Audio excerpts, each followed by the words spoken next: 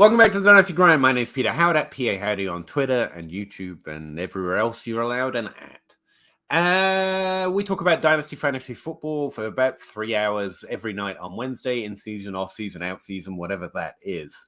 If you have any questions, drop them in whatever comment box and whatever streaming platform you're actually listening to or watching on, or even if you're not watching, just drop a comment in the little box, okay? I mean, it's not hard. And we'll happily talk about it for way too long. Hope you're having a great day. Hope your off season is going well. Hope you like JSN and Addison, unlike all the degenerate dynasty rankers out there who suddenly think they're bad now and they should retire. They're bad. They're bad people for not liking this wide receiver class. I've decided. We don't have Russ Fisher from the Dynasty Crossroads podcast. Yeah, that's the one. For this show because he's not feeling well. So feel free to send him some warm wishes, well wishes. Thanks. Thoughts. Listen to his podcast. Needs a couple more downloads. He only gets about 7 billion an episode, and I'm not bitter about it at all. Anyway, let's go talk to Zach Reed from the Dynasty Dummies about why this is a bad class. Actually, not really. It's a really good class.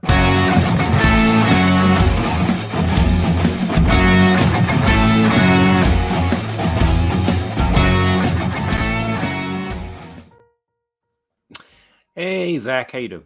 Hey, I see what you're doing there. You're like Russ Fisher of the Dynasty Crossroads. You're trying to you're trying to drive more traffic to your own show. I need a couple of downloads. I just need a couple of downloads. He can spare a few. Dynasty Trade Addicts podcast, or just That's Trade the Addicts podcast, if I remember. Yes. What's new with you, Zach?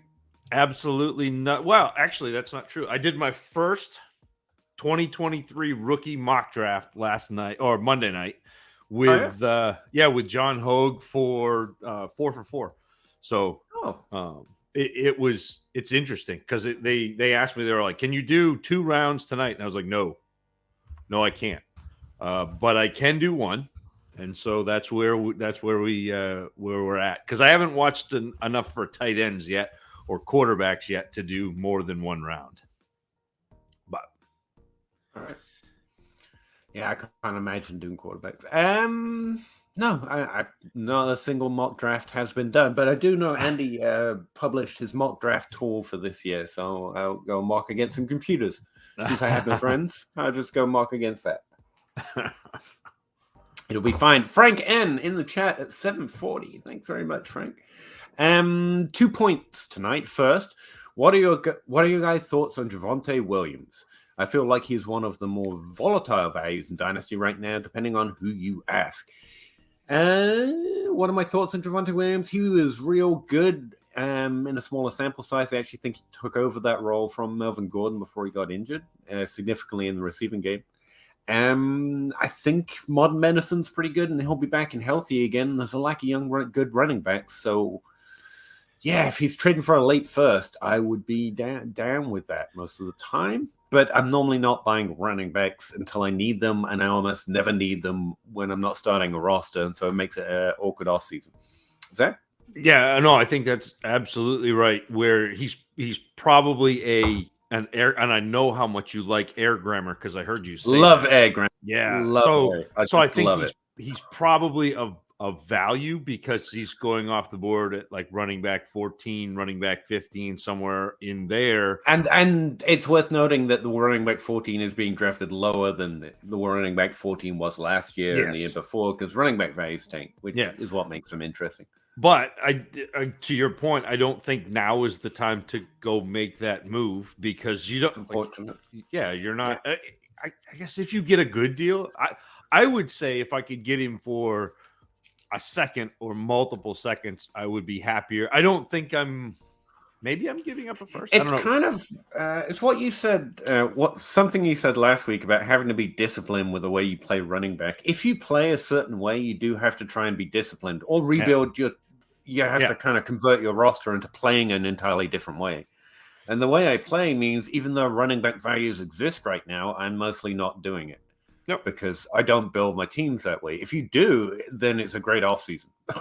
Right. Because there are people that play primarily through thinking about running back starts and acquiring them at all costs. How many weeks can I start him? 3. Cool. That 3 starts I don't have to worry about. I don't. Primarily running backs are a thing I will try to add to my team when I know I need them. Like literally I'm making a push. And that just means I'm just stuck with knowing that they're out there and I can't do much. But that's because of the way I play. It's for me, it's again a function of the way I play because I'm beholden to identifying a class. So I'm like, I don't want to trade the picks that I've amassed in this class. I don't want to trade for a running back who I'm hoping comes back healthy. Like the picks that I've amassed in this class, if I'm going to draft, like if I need running backs, I'm going to draft running backs. This class is really deep with running backs. Like there are a lot, again, like not so depth in terms of the number of viable spot start running backs, not like Bijan level running backs, because there's one Bijan, there's a Jahmyr Gibbs who I think is going to be pretty good, and then there are a whole bunch of players who could be what Alexander Madison is when Dalvin Cook goes down, could be what Damian Pierce was last year, could be what Tyler Algier was last year. Like there are probably 7 running backs in this class behind Gibbs, and Bijan Robinson that have the potential to do that sort of thing, which means it's deep at running back. Like it's not like a high peak, but there's a lot of decent running backs. And to your point, Frank, that he is volatile, it means it's worth exploring. That's kind of what I've been saying on content. Like explore it. Like maybe send a trade offer on Brees Hall, even though I don't play that way. Because if I can make up that value in a trade that doesn't, to Zach's point, give that value. Like if someone values John Mitchie and a second, like a late first, I'd trade that for Javonte Williams. So if you can see to the volatility, it's worth exploring. But you got to kind of be, especially based on how you play, the way you're trying to maintain your roster while scoring points. Yeah. Frank ends second. Oh yeah, I forgot there were 2. Since Zach is looking at rookie QBs soon, I'm a Gators fan, and so watch Richardson a lot. Watch what happens when his first read isn't there. Also, the Utah game, his best, was season opener. There you go, Zach. I'm gonna be into about 12 games of his film probably in 3 weeks from now. So we're getting there. We're headed. I actually had to watch a couple of quarterbacks this weekend because I was doing that. Because I was doing that mock draft. So I watched Bryce Young and CJ Stroud and a few games of Levis and a few games of Richardson. But I'm not ready to talk about Richardson and Levis yet. Fair enough. I'll talk about him just with the asterisks of I'm just talking. Hurricane Lane, thanks guys for the love on my rookie big board. You're welcome, I guess. After much thought, Devon A-Chain, and that's how he says his name. I learned that one. Yes, A-Chain. Just singular chain. Just a singular chain. Is too low, way too low. Dude is a baller. I think he is a baller. He indeed plays football. I like his production, actually. I've talked to some other people, one of who's going to be on the Crossroads next week, and he didn't as much.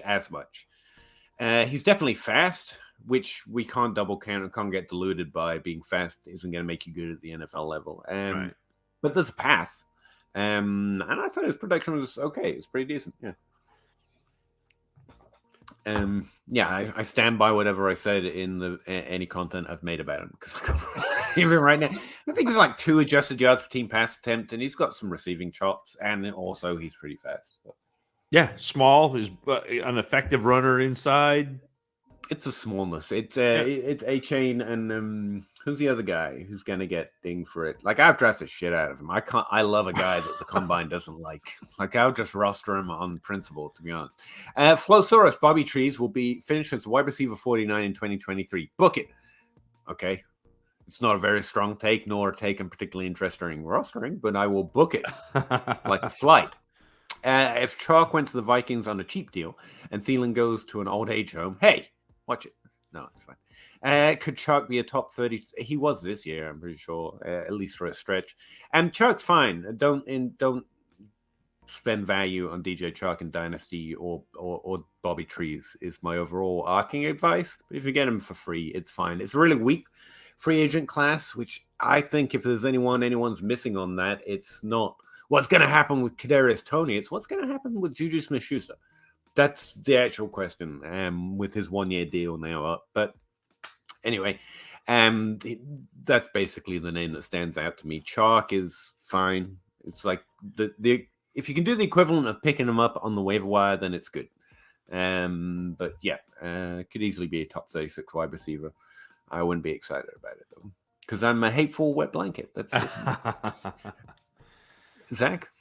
I mostly shrug at DJ. I'm just gonna keep going unless you want to interject. The constant pausing and asking is just putting you in awkward situations. I feel. I was gonna say I can shrug at DJ. My only association with my only association with DJ Chark is that the song that I did. Like anytime someone's like, "What do you think about DJ Chark?" and I'm like, "You just hear that for like 5 minutes." Yeah. Like, sorry, what were we saying? I was doing the thing. Randy White. I'd be more interested in Adam Thielen. Actually, it's the most interesting name on this list. I mean, Thielen definitely finished in the top 36. So. Randy White, typically how many rookie picks do you like to have in the league? As many as possible, and then trade a certain amount. 14 teams to flex start 8. I have the 2, the 4, the 6, the 8, the 201.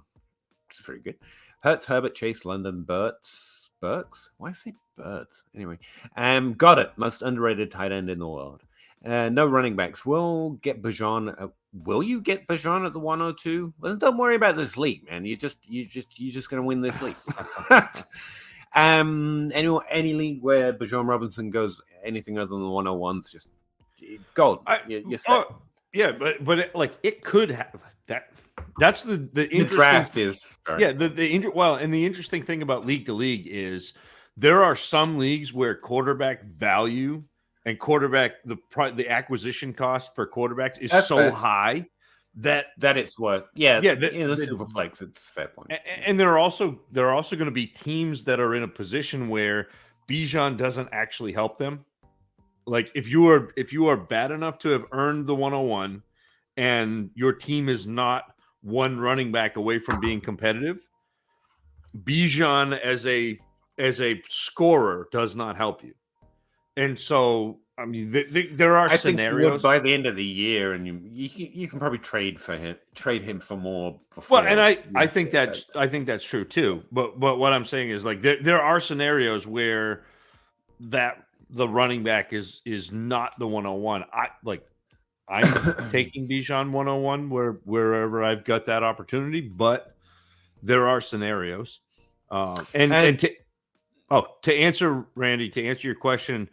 It depends on the rookie draft, how many picks I want. So it's not a specific number of picks like per year, but a class like 2023, I want a lot because I identified it 2 years ago as the class that I'm going to go make some hay in, and so I'm going to do that. Yeah, that's what I was going to say to your overarching question. I mean, you trade for more value than you should, or you draft the players is essentially it.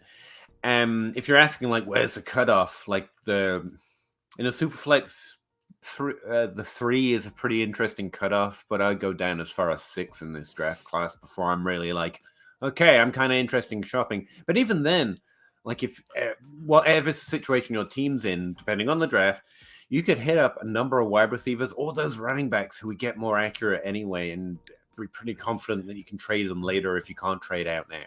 So There's no point. There's no number. Like after I take 3 rookies, I only want 3 rookies a year or anything.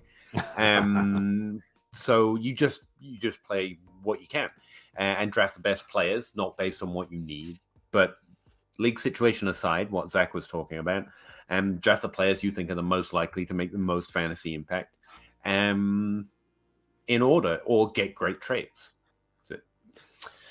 He continues. I think I need to sell the 108. Okay. Yeah. I mean, it's a good pick to sell. But to be fair, like Again, don't draft wide receivers and rookie drafts unless you're very certain of them. Basically, trade up for the ones you want or trade out. Overarching rule. But I'm beginning to really like the upside of Keyshawn. Quentin Johnson's fine. And Josh Downs is going to be solid. If nothing else, he's going to be solid. And I know you're probably not as high on Downs as I am. And I'm not high. Like, I dropped him to the bottom of my tier 2. But, like, he's going to be really good at what he does. And that's nice to know. And you've got Rush. You've got some second round wide receivers that are interesting too. Like, I'm not upset to have the depth of picks in this class. So, Randy, I would not trade the 108 yet. And I will tell you why. Because once we have the NFL draft, there are potentially going to be 4 quarterbacks go in the first round. You're going to have you will have Bryce Young and CJ Stroud go in the first round. Will Levis has been talked about as a first round pick. He's been tied to Indianapolis, who has decided that the way is not to go to the retread old quarterbacks who've been bad for 4 years, and you're going to take them on and miraculously make Matt Ryan good again. They've decided to go away from that, and now they're tying their wagon to a rookie quarterback. They've come out and said, we want to have a young quarterback that we can build our franchise around. They've been tied to Will Levis. Anthony Richardson has potential to go in the first round as well. So if there are 4 quarterbacks that go in the first round of the NFL draft, all of a sudden that 108 in Superflex has potential to be a quarterback, or you have potential to have guys fall to you, and so again, I did the mock draft with John Hogue, who is QBX. Like, that's his thing is he's the super flex dude. He wants to draft all the quarterbacks. And so I had the odd number picks, and I ended up with Bijan Robinson, the running back 1. I ended up with CJ Stroud, who is the quarterback 1 or 2, depending on what what you think. I ended up with Jackson Smith and Jigba at 5, and then Jordan Addison at 7. So I got the wide receiver 1 and 2. And if one of those quarterbacks happens to John flop shames me. You imagine would you imagine being at 108 and getting Jordan Addison? How excited would you be? Ecstatic. Yeah. And so, Randy, I agree with you that depth isn't as much of a need as studs are, but you have potential to get studs at the 108 in this class. And once again, to answer your question a little more broadly, just hoping to help out others as well as yourself specifically, because Zach is right in this case. Wait. I think Burks into London is a good trade, but I'm close enough on him. I think London's a little too low, but I think Burks is a lot too low. Like, I need a second-round pick in this exact trade back with London to even it out for me. So I might go a little higher. Go get Olave for Burks on the 108, or try that, because he's a little too low as well. But I don't mind the idea here of just upgrading your players with that late pick. That's the right kind of idea. From there, we're just gazing at our navel, arguing about who we like better. But there's some ideas. Yep. But yeah, wait, that 108 could become like lit. Alex, any suggestions in preparing a rookie draft that happens before the NFL draft? Don't. Oh no, also, I like it. Zach, we need outhouse for this first time, and so far it seems people are more hesitant to move up and down the draft board. I can't speak to how your league's going to act, but yeah, maybe. I don't know. My overall feeling in Dynasty is the best way to be is to move faster, not slower. So if they're already hesitant, you go even harder. And especially for the NFL draft, you want to draft with certainty. And that's, a pretty clear tier. Outside of the quarterbacks, it's Bijan Robinson, Gibbs, JSN, and Addison. Get them. Like, no fear. That's how I would want to act. These are the players I want. They're the ones I'm most certain of. I'm going to trade what I need to get them before the draft. That would kind of be my way of going about it. Yeah. And the other thing is there's going to be value that falls. Yeah. So to me, before the draft, if I have a league, I have one league. I have a league with Russ that drafts before the NFL draft. In that league, I keep a ton of picks because normally I will trade second, third, fourth round picks and just get rid of them. In that league, I keep those because in that league, I trust my evaluation pre-draft more than I trust the other people's in my league. So like I think I can actually make steps, make gains in that league when we draft before the NFL draft, because then it's just my evaluation versus somebody else's evaluation without the NFL input. So, and also just to start throwing that name out there, don't forget Rashad Bateman. I told you after his value started to drop, and it's done nothing since. It's a really good time to start adding him to trades and start thinking of someone to add to trades. But yeah, Zach's right, of course, as always. I'm wrong. I'm sure.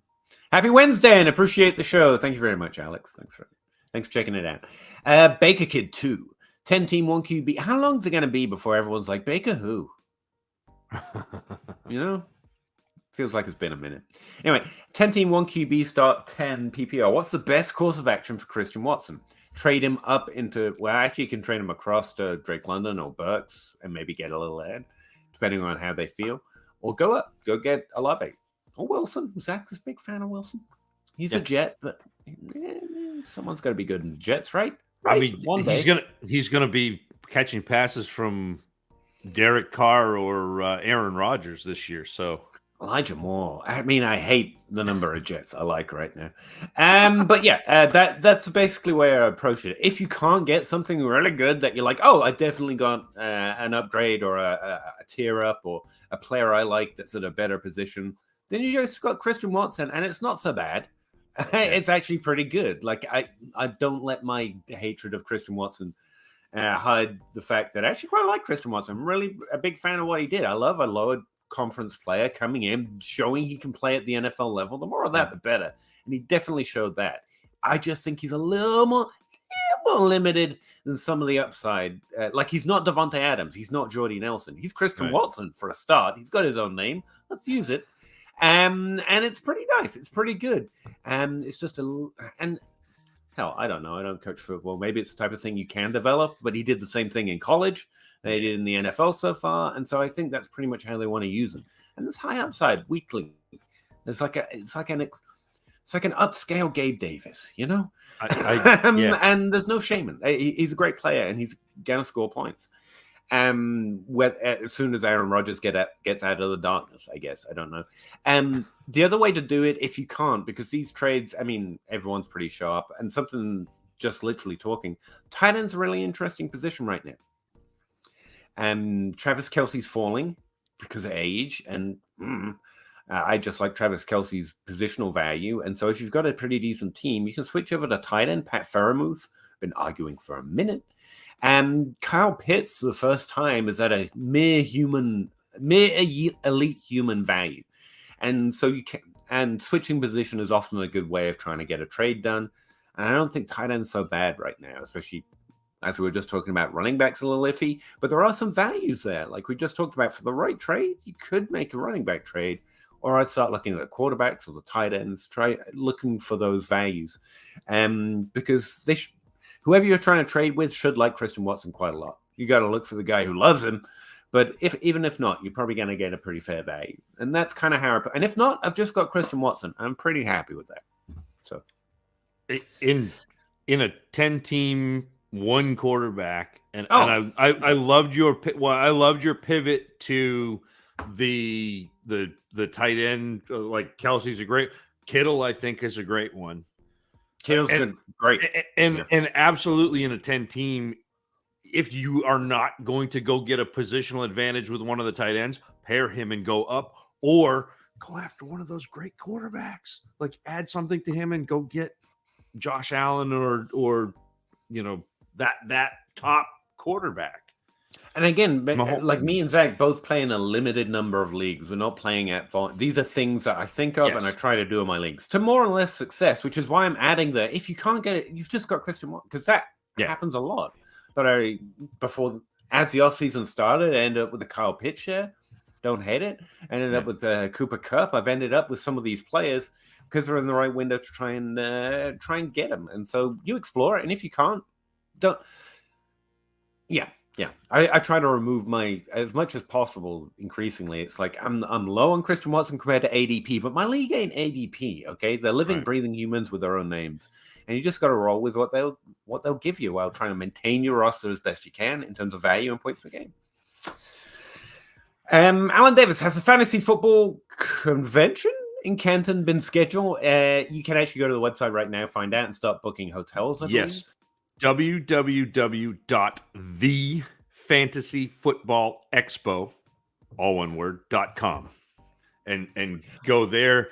You can get ticket packages that go all the way up from $75 for Friday, Saturday, Sunday to I think like just Sunday and the actual expo.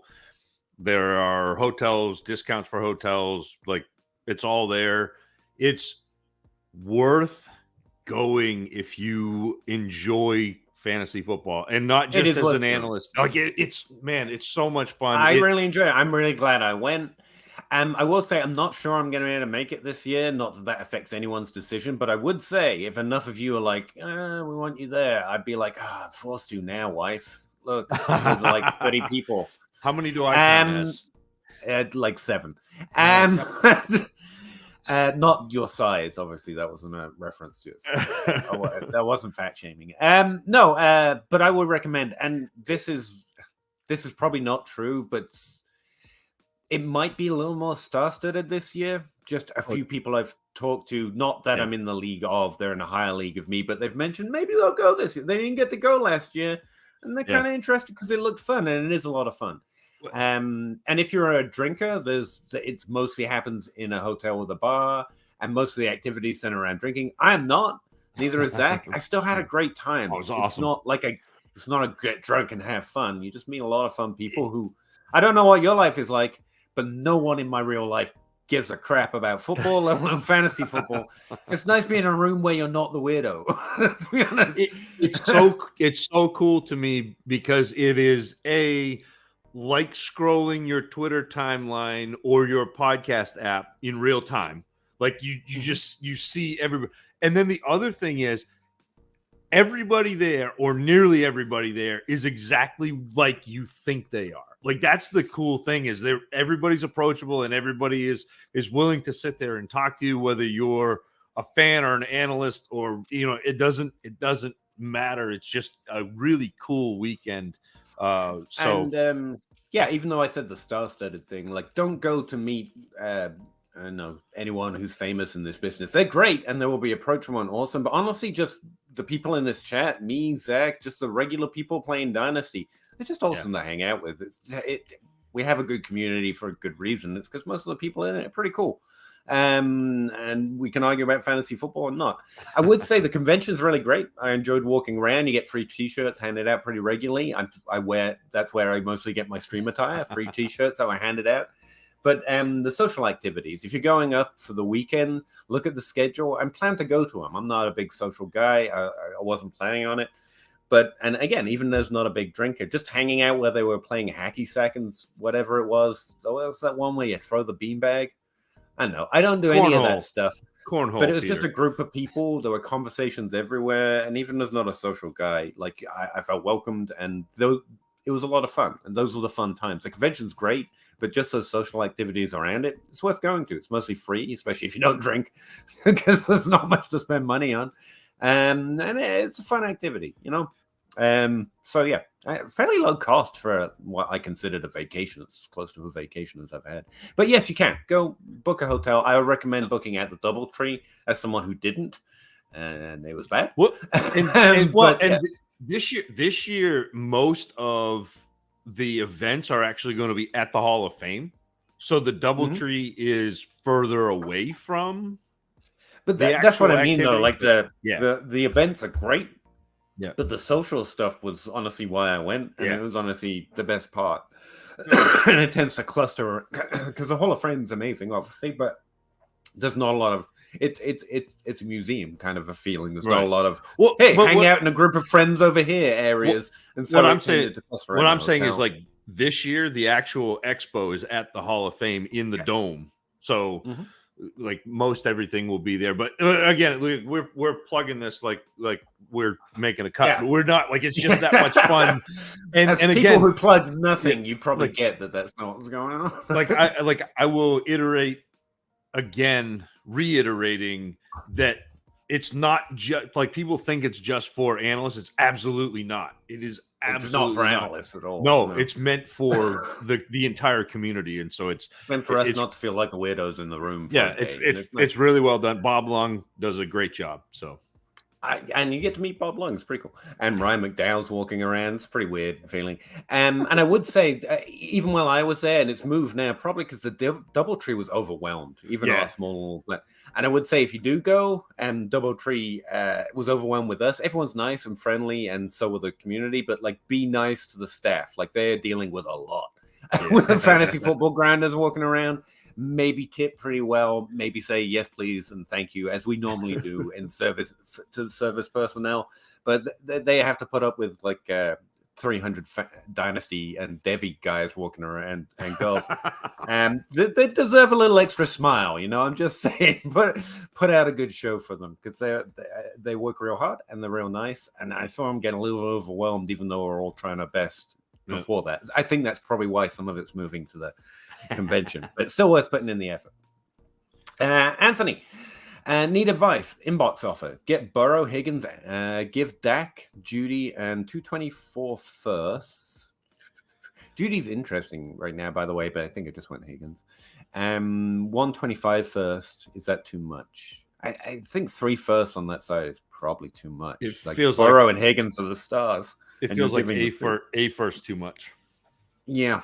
I keep that 25 first. It's just too far out anyway. Try not to trade that far out. Yeah. 12 teams, start 10.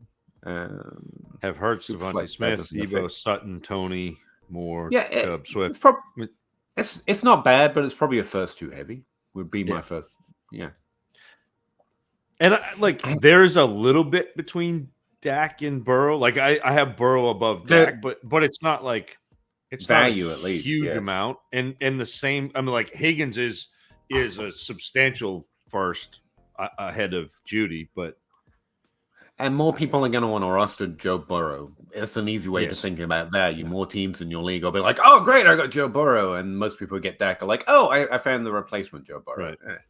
And so Joe Burrow's the one that carries the value there. Order 66. How many 2022 wide receivers did you guys have rated above the 2023 incoming? I don't really profile that way.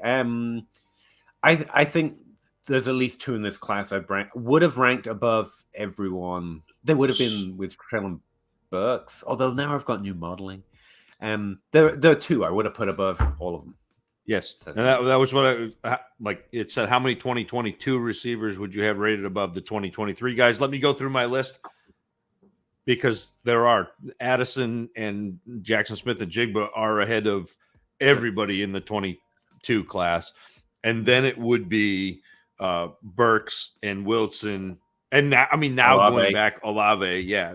Like I had Olave in my tier of like. I had like 5 players in that third tier. So I had like Burks, boom, Wilson as a tier. And then it was London, Olave, Pickens, David Bell. And I'd have to go back and look. There was one other, I think, in that list. But Jameson Williams. Yeah. So how do you you've mentioned the 2018 class is a way to think of this class, and my 2018 numbers are weird and I haven't figured it out yet, but 2021 isn't a bad comparison in terms of eliteness as a prospect, not the type of player they are, not how excited I am to draft them. Like Addison and JSN's profiles are that good ahead of the rest, as it were, and then you've got Amon-Ra in that class, and that's about where so you've got those 2. Like, I think 21's a reasonable comparison. I love the 21 class because the landmines were fairly easy to spot. The separations were clear in terms of likelihood of success. That's the one that keeps coming up for me. Well, but the reason why I keep going back to 2018 is because of the really elite running back at the top. Yeah. And Oh, then, yeah, I would fully agree to the running back stuff. Yeah. well, and then you have a pretty deep class, sprinkled down through. And so I think that's the reason why I keep gravitating toward the 2018 class. And again, you're never going to get a 1-for-1. Like it's not going to be that class, but to me, it's easy to identify a really elite running back and then 2 high-end wide receivers and then another running back and another wide receiver or 2 who are in that next tier. Plus you've got again, I think Bryce Young and CJ Stroud are legitimate NFL quarterbacks. I think they're very good. I don't believe they are elite. I don't think they run enough to be elite. I just did this. I looked. 8 of the top 10 quarterbacks in scoring last year were top 10 rushers. It's becoming a thing. It's why Richardson might be a thing in this draft, right? Yeah. And expect about 20 years, but whatever. 6 of the top 6 had rushed for over 350 yards. Like all 6 of them ran for over 350 yards out of the top 6 quarterbacks. It's just it's a thing. We'll get a few more Drew Breeses before we wrap this up and call it a universe. But yeah. I see what you mean. I'm not doing quarterback. You can't make me. Lounging Bear, do you see the slipperiness and contact balance in Gibbs? That wasn't badly spelled, by the way. I just suck at words. Do you see the slipperiness and contact balance in Gibbs that made Kamara elite? Unfortunate time to mention Kamara, but or is the comparison more so just as a receiver? Gibbs is I'm going to let that go because you're asking specifically about stuff that I don't know about. So I don't compare Gibbs to, and again, I don't like comps, and this is exactly why I don't like comps, because as soon as their own names, damn it. Well, but as soon as somebody hears Kamara, they're immediately going, okay, I'm getting 900 rushing yards and 65, 70 catches and 500 receiving yards. And like, it's really hard for me to sit there and go, yeah, that's what Gibbs is. But he is a great pass catcher and he creates yards after the catch. He's very good inside, which you wouldn't expect because he's a little small. He's 5'11", 200 pounds. It makes up for his lack of size because he's got really good vision. He is a crease runner. Like he gets small, which is funny because he's small anyway, but he does. He gets small coming through. He's incredibly patient, both inside and when he gets outside on stretch runs. So he'll let his blockers make a hole before he goes after it. He's got really good feet in traffic, meaning that when there are a lot of guys down on the ground, trying to grab his feet, like he does a good job getting his feet up and out of that, not being taken down by his ankles. And he can cut at full speed, which is very fast. And he also gets up to that speed as well. He is a below average pass blocker. I think he gets up straight, which is not a great thing, especially when you're that small. You should be down and have leverage, but he gets up straight, which doesn't affect his fantasy value, but it's something NFL teams will look at. He hesitates sometimes behind the line of scrimmage. So I said he's patient.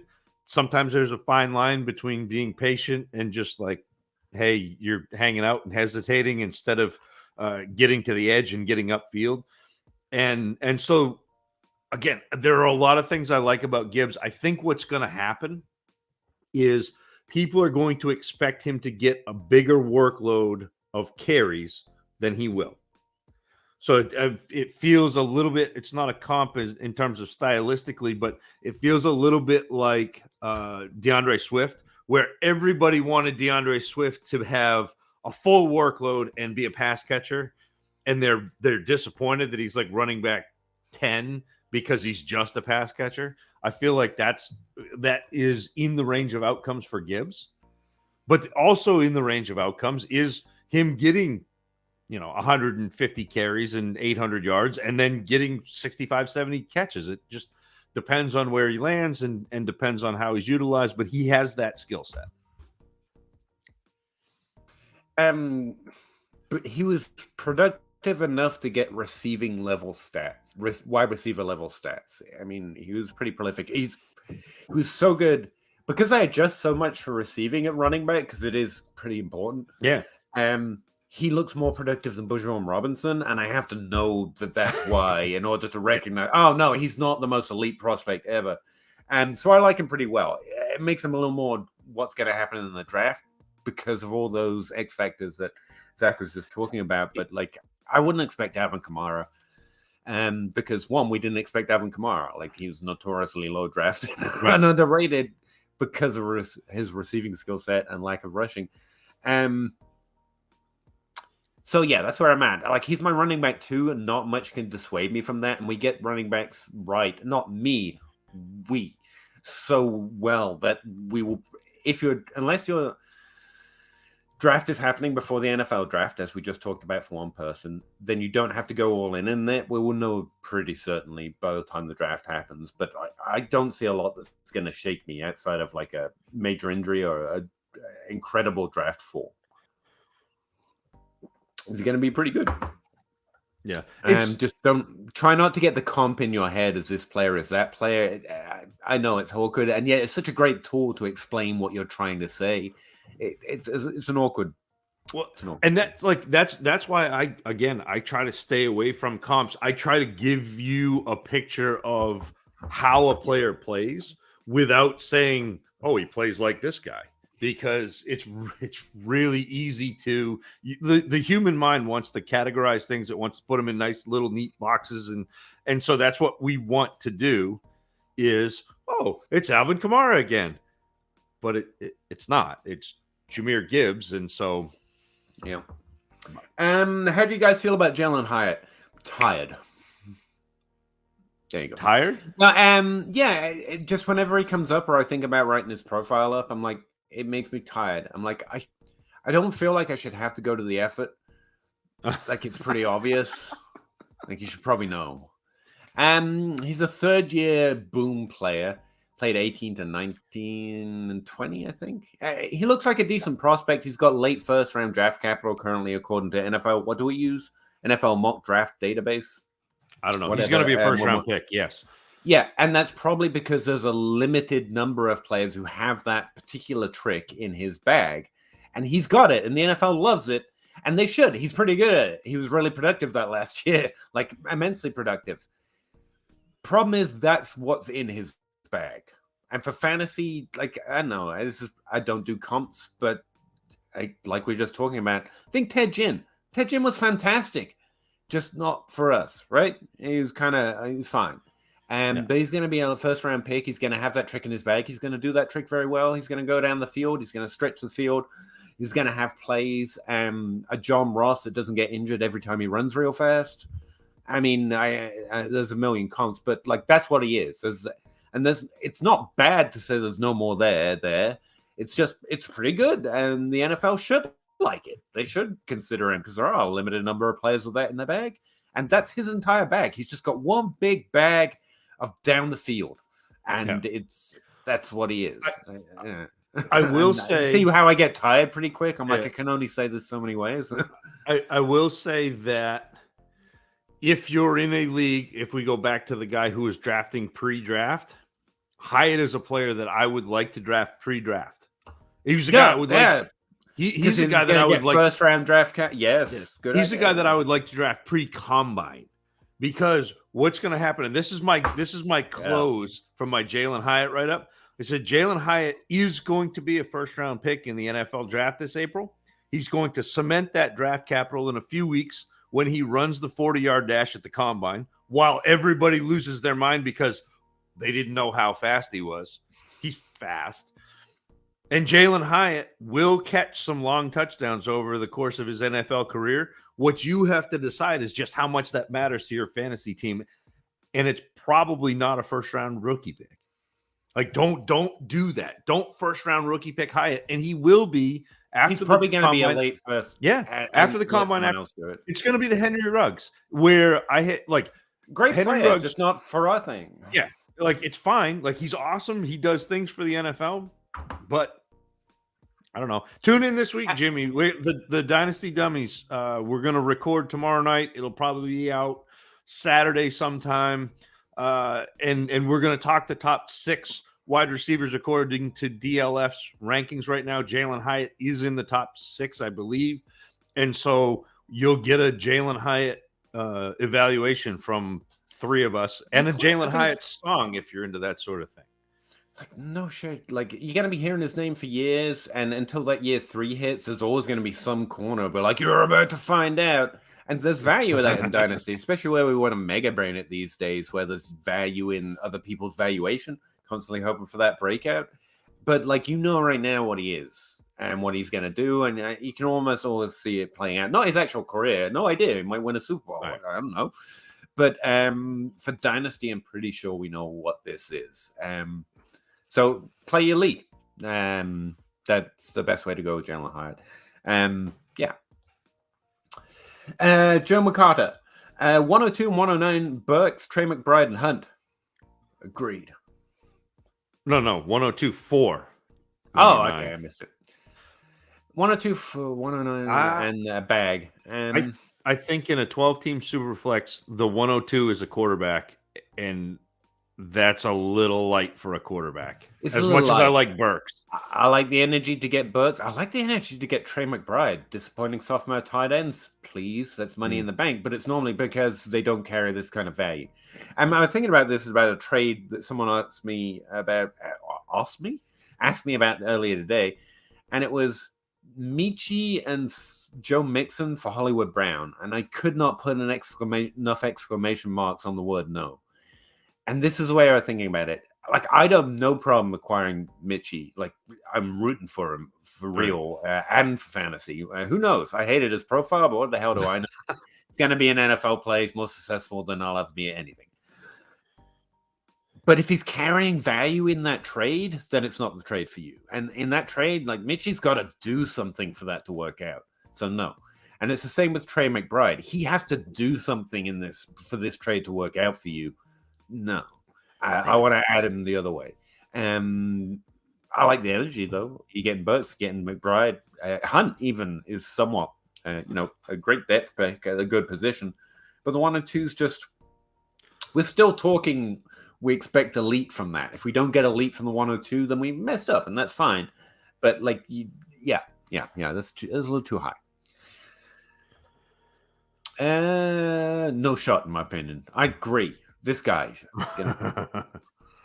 Joe Herbert. I don't see a fantasy wide receiver 1 in this year's draft class. You're right. Okay. There are 2, Joe. There are 2. Yeah, true. Yeah, which no means the top of this class is overvalued. I disagree on every point because I think there are 2 that are at least top 12 wide receivers. We miss, but the prospect profile is easily the equal of any top 12 wide receiver we've had over the last 5 years. They're elite.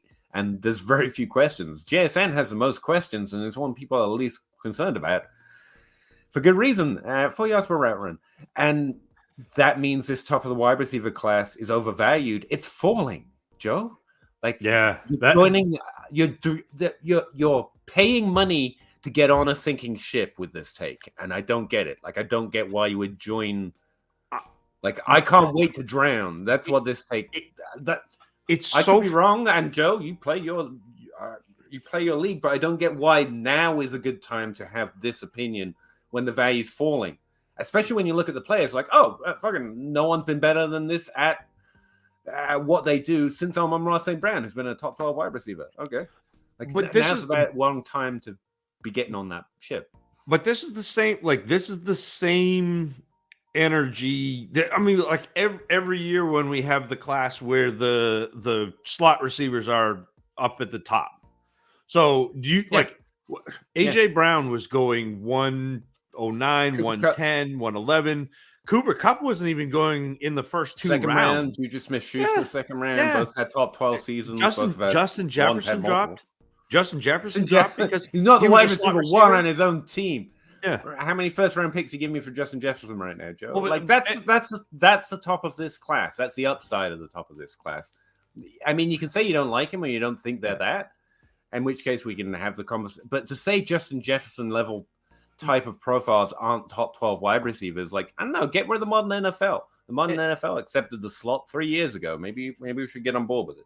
Well, and it's interesting because I think that's the thing though, is the modern NFL has accepted the slot as a very functional, viable asset for their teams, but they're still looking for the X receiver and the burner just as hard as everybody else is, which is why I think that there's still that like hang up of, these are slot receivers. I think AJ Brown mentioned. No, I might be remembering that one. I think he was closer to Addison. AJ Brown worked in the slot his best year. Yeah, right? No, a ton in the slot. Yeah, like that's why we liked him. Like, but this slot wide receiver sucks. That's why. Well, that's why everybody hated him.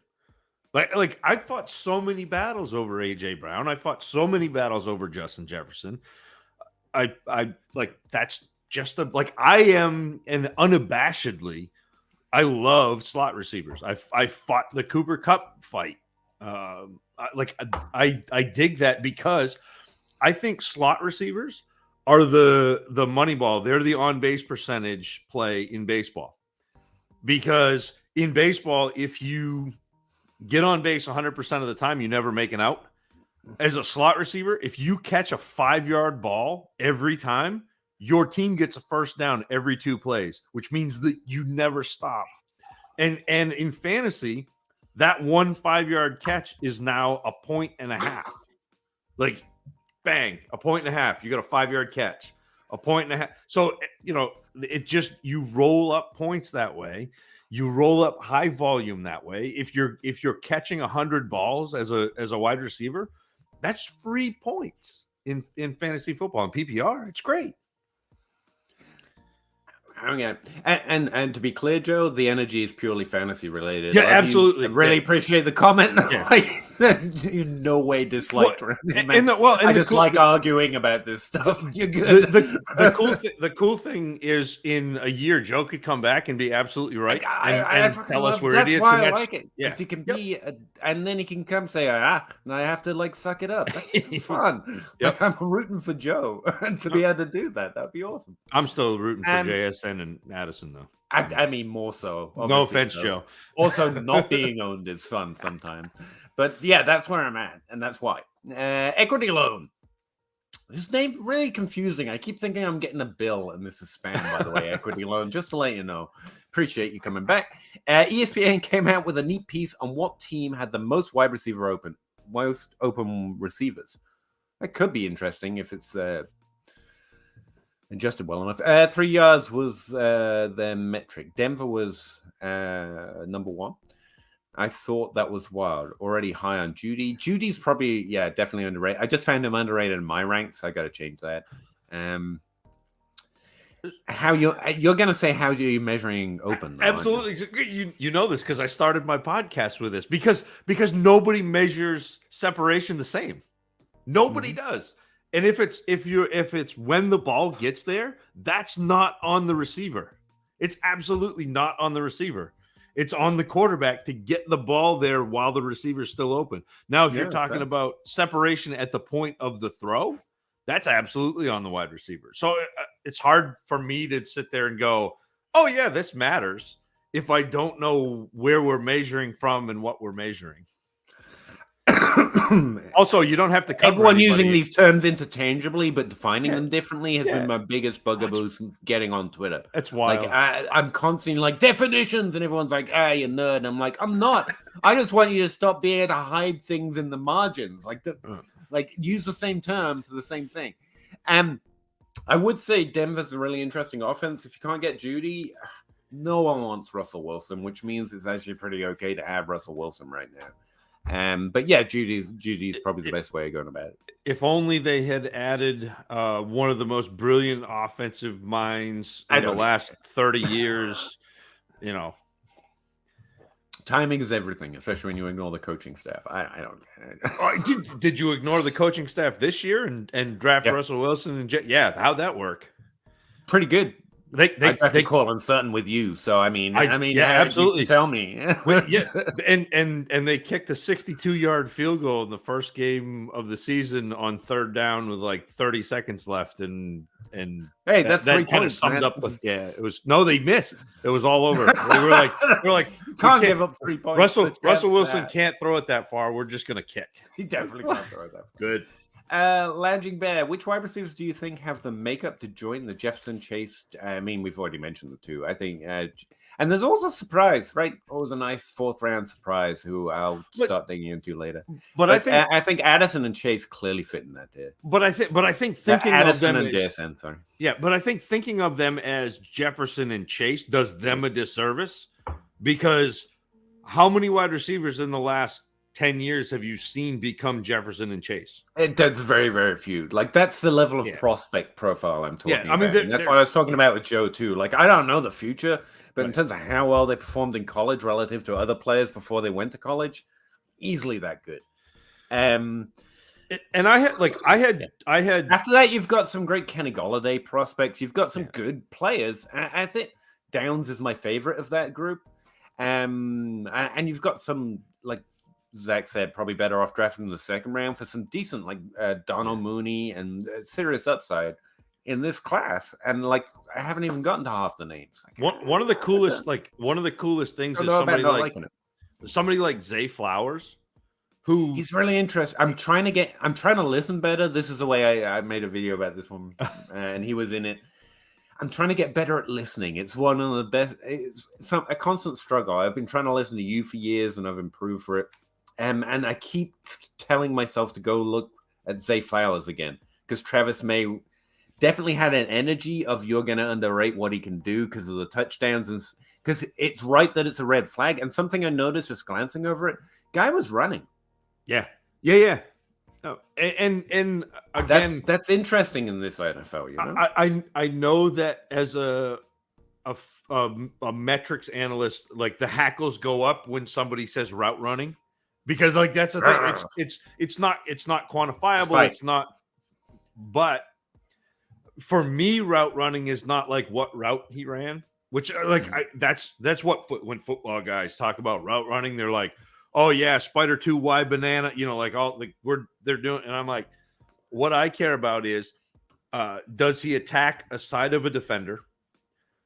Is he able to basically make a defender do what he wants? So like, if I'm going to attack you, Peter, and I want to go to the inside, I'm going to attack your outside foot. I'm going to attack you hard and plant right off your hip and make you back up and go laterally while I go back the other way and forward. And now you have to make up 2 different directions.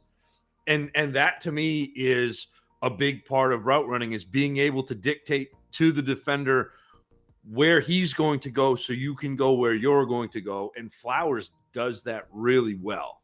And so I think he's got some skills that don't necessarily show up the same way that the players we've already talked about. And he's going to get some draft capital. Yeah, well, it just feels like I'm trying to do better at grabbing the Jahan Dotson's bad comparisons to this player, but the NFL player who actually shows up for fantasy, at least in terms of value, and impressing over what he should do when you compare his profile to past prospects.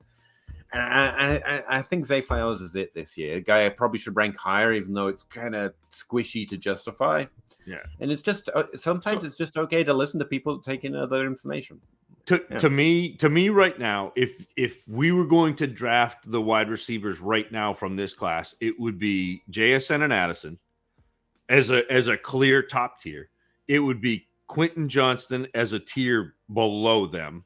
It would be a little bit below him would be Booty.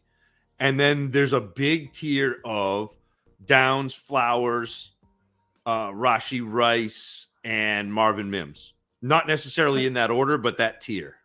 Very different to mine, obviously, but I see what you're saying. Like I'm on, I get what you're saying. Like there are things like I have Booty, Keyshawn higher, and it's because of the mystery in his profile from my perspective, the lack of a year. Yeah. Like everyone got excited about Terrace Marshall, and I'm going to warn you, but like he was hitting those numbers at a younger age in a 6-game sample. I'm like, if we liked it like, there's upside in that. There's upside to the mystery if everyone doesn't value it. And I'm like, I can't like that vagueness, especially once you get past those top 2. I'm like, all right. The fact that I'm utterly convinced that Josh Downs does what he does better than most people do it. I mean, again, like we were talking about with Jalen Hyatt, you could say that for him, but like Jalen Hyatt's going to get first-round draft capital and Downs isn't. And I'm just like, Greg Dortch, but he's coming and he's going to get a little more draft capital and get a job in the NFL, not have to share it with Rondale Moore. Plus, he can get on rides. He's he's tall enough to get on rides. Yeah. That which again, the effect of that is he'll get a high draft capital. But it fits what I'm saying, even if I'm valuing, like I'm a little more hectic in my valuing of the mystery and the upside. But sorry, we went on way too long about that. Any other Denver wide receiver gig? I think higher than Judy. Probably not. I think Judy's probably the guy there. Well, don't KJ Hamler. No, I still remember him. He got. He's gone, Peter. He's gone. Is he? No, I don't know. I think he's still on the team. I mean, for fantasy, it's just a fun thing to have on your bench, to be honest with you. But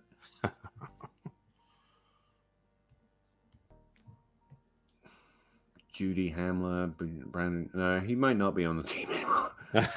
No, he is. He is Tim Patrick. Never trust a man with 2 first names, Peter. I trust a man with no draft capital. I still roster Tim Patrick, and I'll be pretty happy. But Cortland Sutton's dead to me. I'm sorry, you can only disappoint me that hard once. Especially after I had concerns, and I talked myself into it. But yeah, no, not really. Tight end? Nah. Joe McCarthy, 12-team Superflex. Where does it take to move down from the? What does it take to move down from the 101 to the 102 in Superflex?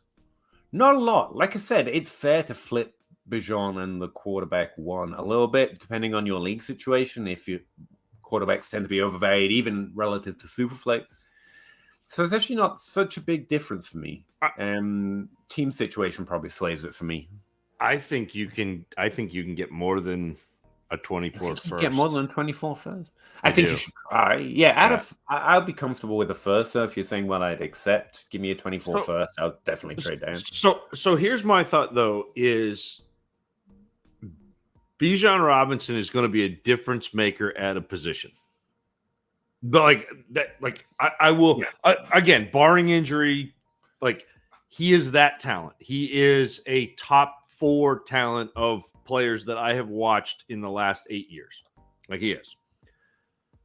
I do not believe that the 2 quarterbacks that are going to go at 102 and 103 are going to be top end quarterbacks. I don't think they have the rushing ability to break into that top 6, that real difference maker quarterback tier. Now, could they come in and end up in like the Kirk Cousins tier and or the Trevor Lawrence? Like, yes, absolutely. Like they could end up in that second group of quarterbacks. But to me, that positional value, that positional advantage that Bijan Robinson represents is worth more than that first. Yeah, I just think it is. That's team situation. Like if your team's not, if you earn the 101, for example, are you really holding out for it?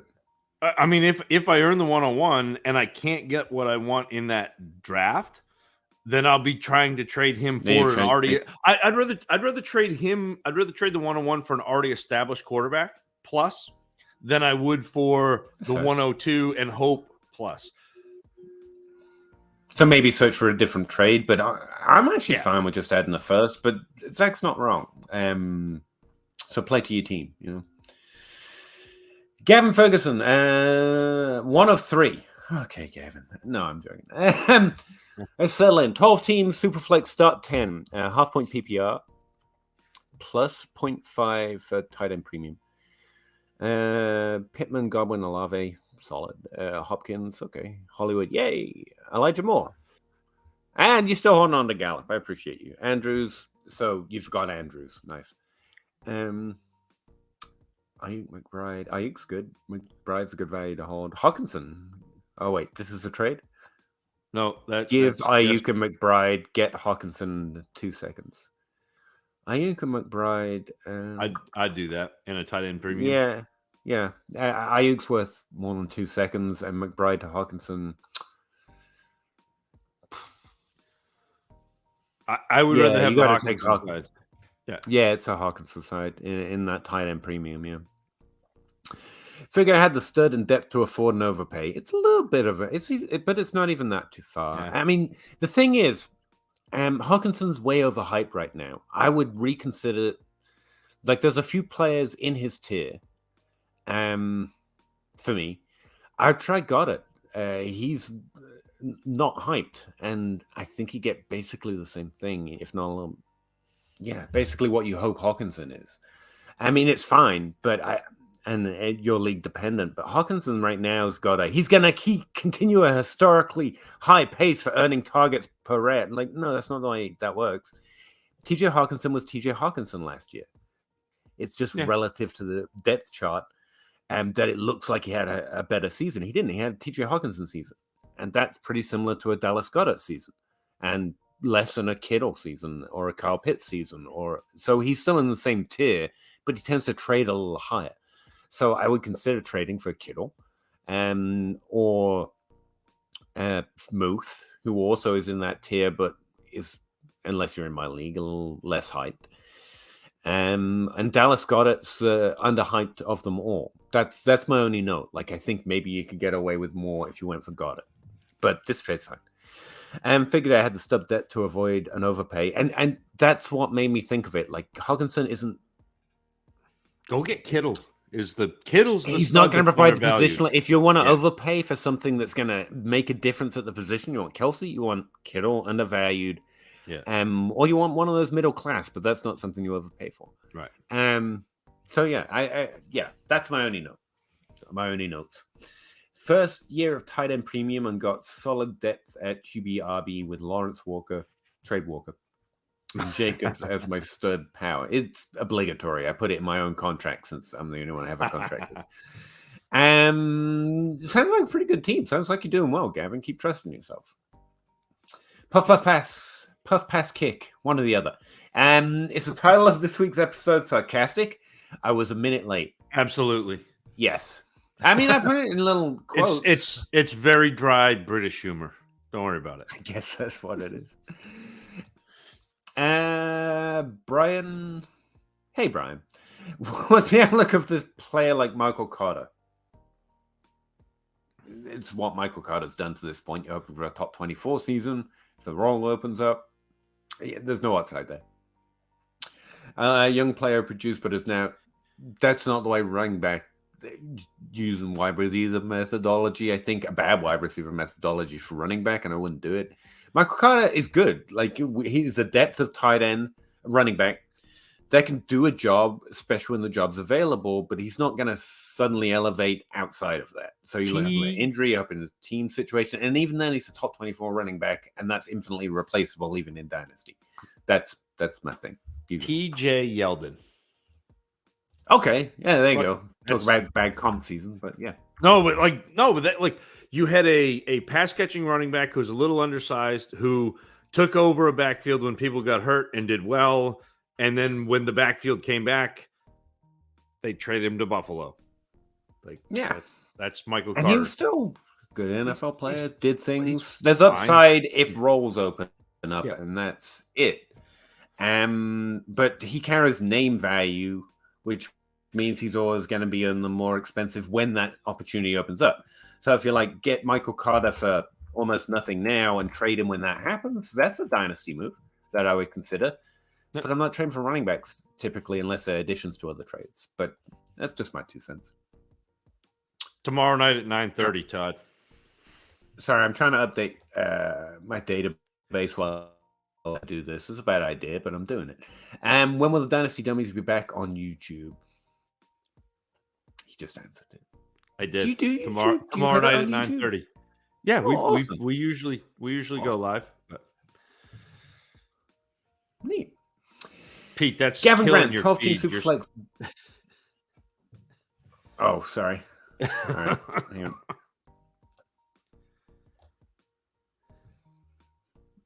That better? How am I doing? Yes, that's better, I think. Okay. 12 Team Superflex, Deontay plus the 102, 103, and 105, or Amon-Ra St. Brown. I love Deontay, and I love getting picks with him as well. This is not enough for Amon-Ra St. Brown. Yeah, like, you don't have a Brown. first in there. It's St. Brown. Hey, guys, I look forward to Wednesday. Thank you. 12 Team Superflex, start 10. Watson, Goff, Hall, Waddle, Devontae, Wilson, Burks, JMO. Trade JMO. Pitts. Where's the question? Young team enough to compete? Yeah, you got more than enough to compete here, and stuff to trade away and trade for too. I'm targeting Najee, Bateman, Judy. Okay, but trade talks are slow this time of year. That's fair. What I would say is you have productive young players, and you're trying to trade them for so far unproductive young players. Well, apart from Najee, I like all three of these names. But why are you trying to take more risk on a team that's already got good young players? You trade young players for old players plus more value. Like, I know these are the names that we're throwing out, and probably a lot of people are throwing out as values. But to build your dynasty roster, you try and hit in the draft. Just, de facto formula. Trade them into other productive players with pluses. That's what you get for doing well in your rookie draft or your startup draft. What you're trying to do is take the hits you made and make more gambles. It's gambling to gamble. Now, I think all three of those targets are really good values, but you could probably trade whatever you're trying to trade into Mike Evans, Chris Godwin, to mention a name that you like so that you don't hate me, and some other older productive players that are still going to be productive and get draft capital so you can make more bets in this draft class and future draft classes. The way you get Bateman and Judy is by trading up into them. I still believe you don't. So they just want out at value, and you add a second to, nothing that you've got listed. All these players are too good. Maybe JMO, because he's also a risk. And that's my only note here. Najee is a little different because we've already talked about how running backs are difficult to trade for this time of year for us, for the way we build. But based on the way you're built, I could see it. But you trade. No, it's just really difficult to trade for Najee right now. His value is still kind of high. But anyway, that's the thought that occurs to me. It's like your team's solid. You got Burks who's a little risky. JMO's a little risky, but the top of the wide receiver depth chart, perfect. And young. Why not trade them into older players who are also going to be productive and get more value instead of taking more gambles on Bateman and Judy, who I think are definitely targets this year? And does that make sense, Zach? Yeah. Am I thinking too hard about it? I think you're right. It feels like this is a mistake I make in Dynasty because I identify these players. I love them. Like, I agree with your list. And I'm like, I'm going to go get them. And then I end up doing something like this. I'm like, why am I trading Devontae Smith for Bateman? Like, unless I'm getting like a lot added to Bateman. And then but then even if he hits, I've just got another young wide receiver, and I'm trying to improve the team over time and add more value to keep doing it. I'm not trying to go back a year. You know what I mean? This is the type of team that I would be trying to add running backs like Jonathan Taylor, whose value is depressed, but is really good. Saquon Barkley, who is a top running back, but still not valued as a top running back. That's actually a way you could target running backs. Good point. Yeah, where you're not taking on risk in terms of, like, you already know that they are top tier running backs. Whereas Najee Harris, he was a top running back on a team with Ben Roethlisberger checking down 400,000 times a game, and the team still scoring. Kenny Pickett is not able to do what Ben Roethlisberger did, even the husk of Ben Roethlisberger. And so to expect Najee Harris to be exceptionally better than he was last year on a team that I think is still going to struggle getting the ball up and down the field, you're assuming an awful lot of risk where I would be even somebody like Austin Eckler, like, again, a guy that you don't have to go pay big prices for because it's the offseason and he's old, but you can go get Austin Eckler, who's going to be 28 this year and still will score on a team. Now, if you add with your 103, is this super flex? Yeah, super flex. So you got a 103. So you're adding a quarterback, or you can trade that for a haul. You trade that like it's a quarterback because it will be. I feel, that's what I think. I think this is the type of team. You've already done the hard work. Good job. You did it. Profit. Like I know that was fun and you want to do it again, but there are other leagues. So now's time to go win 2023. You don't even have to trade. And like you say, is it competitive? It's competitive as it is, but you can make it even better. Get Travis Kelce with Pitts. Why not? Have all the positional value. Get Chris Godwin. Go get Jefferson and Chase are too expensive, but AJ Brown, there's a slight age discount. Tyreek Hill, Stefan Diggs, you can trade into and just have the team, and you're trading all of them, to be clear, because you can add more draft pick value to them. Cooper Kupp with your young players. Cooper Kupp, my God. And then just dominate in 2023, and you've acquired more value, and you still kept a few young players, and you do it again, and you do it again, and then everyone quits the league because you won Dynasty. You're in a position now where and again, it could go wrong, which is why you add the value to those older players so that you can maybe go back to the start if it goes wrong. But if it doesn't, you did it, and I think you're trying to do it again, and I think you profit. Just a thought, MB, and you're doing well enough. You should probably make your own decisions, to be fair. But I've done this, and I wish I'd done it the other way, and so I'm sharing it with you. Nick Chubb is another player that, if you're looking at running backs, would be somebody that I would be interested, because again, he's being valued at just outside the top 12 running backs. He's probably going to score inside the top 8. So win. But this is a time you can start. Yeah, you're right. It's a time you can start thinking about running back starts and positional value at tight end. I mean, look, you don't need to be building a roster, but you're also not you're advancing your chances to win next season by adding some of these players. To be clear, the reason it's exciting is your team's already competitive and young. Absolutely. So even if you can't do that, the rest of the league's like, no, I'm keeping my old guys. You're like, all right. I'll just have Jalen Waddle. Woe is me. I'll just have Breece Hall. I am sad. Congratulations, everyone. And they lose because they won't make moves. And the other that's fine too. Kirk Cousins would be a fun player to add on because he's perennially undervalued. But anyway, he's doing it again. I'm still doing it. I've been doing it this whole time. I'm a rebel. Sorry. I can barely see Brian, your what you got? Pixelated face. I think this one is for me. Maybe not. What's the heck routine for those luscious locks? I literally do nothing to it. That's why it always looks like this. Occasionally it falls into a random position that looks like it's well cared for, and I take it. I just don't move my headphones until it's time to go to bed, because otherwise it will degrade back into the craziness it usually is. I wash it. I couldn't tell you whatever shampoo's on the side of the bathtub, and then I go about my day. Sorry. I'm assuming Zach actually probably does have a more in-depth hair care routine. I shave it every Tuesday. That sounds like more. I haven't had it haircutted in a while, so you are actually probably doing more to manage yours than I am mine. Every now and again, my wife looks up and notices me and like, "What, you're still here?" And I'm like, "Yeah." And she's like, "I really have to cut your hair." I'm like, "Oh, it sounds cool," and then it doesn't happen. that's a hair care routine. Oh no, I missed one. Open 24 hours, 12 teams, Superflex, PPR, start 10. Which side? Lamar and Deshaun Watson, so 2 quarterbacks, or Fields, the 103, the 203, and how close is it?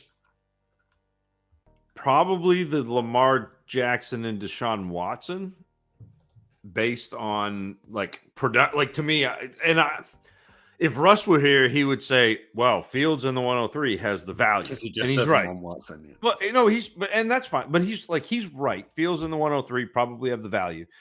I am still I like Justin Fields. He's not as much of a sure thing as Lamar Jackson. Lamar Jackson.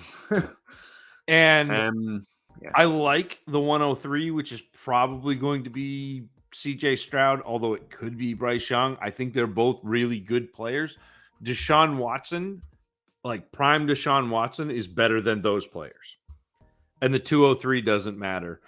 But it's pretty it's not that far off. And if your team is not competitive this year and you have Lamar Jackson and Deshaun Watson, I could see trading Fields because now you get younger, getting the 103 because the fungibility of a pick is really cool. It's fluid. It can be anything. And it doesn't take up a roster spot, and you can trade it because people can dream on it. You can also use it to make the pick. So there is value in that other side. I just think, to me, I would rather have the two solid, proven top 12 quarterbacks. Yeah, kind of the same thing. It's got Lamar Jackson. You can trade Deshaun Watson for things. So I do that. I mean, I hate to go second year in a row not being on the team Fields trade, but I still continue, especially in a position I'm less secure, evaluating for future potential or how good it is until proven. I'm never going to be on the I believe something historically great is going to happen here team. And so, yeah, I just take Lamar and try and trade Deshaun. I hate it. Equilum, been reading that this is one of the best, maybe ever. I've heard that before, and I don't get it. Yeah, for the tight end at the top 3. Really good fantasy tight end options. Do you both agree? I haven't really dug into tight ends, but I'm definitely not seeing that. I think Mike Myers is fine. Mike Myers is probably going to have, top 12 season or two before the time is done. Tight ends are weird enough that anyone showing up well is, and that's what Michael Myers is. Like George Kittle is weird. He didn't look good. You have to read into the ancillary stuff. I don't know. Kittle popped hard with the athletically, yeah. Yeah. That's what I mean. I'm talking about receiving production. Like Trey McBride's one of the better receivers at the tight end position that's come out in years, and I'm interested. But year one wasn't much. And Kyle Pitts is the best receiving tight end to come out ever. He's not that through 2 years. And in terms of fantasy, Travis Kelce is, and he might be third on the list, to be fair. But even he took us. Tight ends are weird. If you're looking for Kelce, don't go looking for him. You got to get smacked in the face with the reality of it almost. But this tight end class is fine. Like TJ Hawkinson, yeah, there's probably a couple of those results in here. So yeah, but again, I haven't dug into them a lot, but that's what I'm seeing off the top. Bookmark this question. Come back in 3 weeks and ask the same thing. I think the tight end 1 in next year's class is worth all the tight ends. Oh, Bowers? Yeah. Oh, yeah. That's it. Like, if you want a tight end, go trade to get Bowers. Yeah. If you want a different level of prospect, he's going to be another Pitts. He'll be a first round tight end, which doesn't ever you can't convince me it's a good idea to take a tight end in the first round, except for Kyle Pitts. And the reason why Kyle Pitts was a first rounder is because everyone said everyone Kyle else.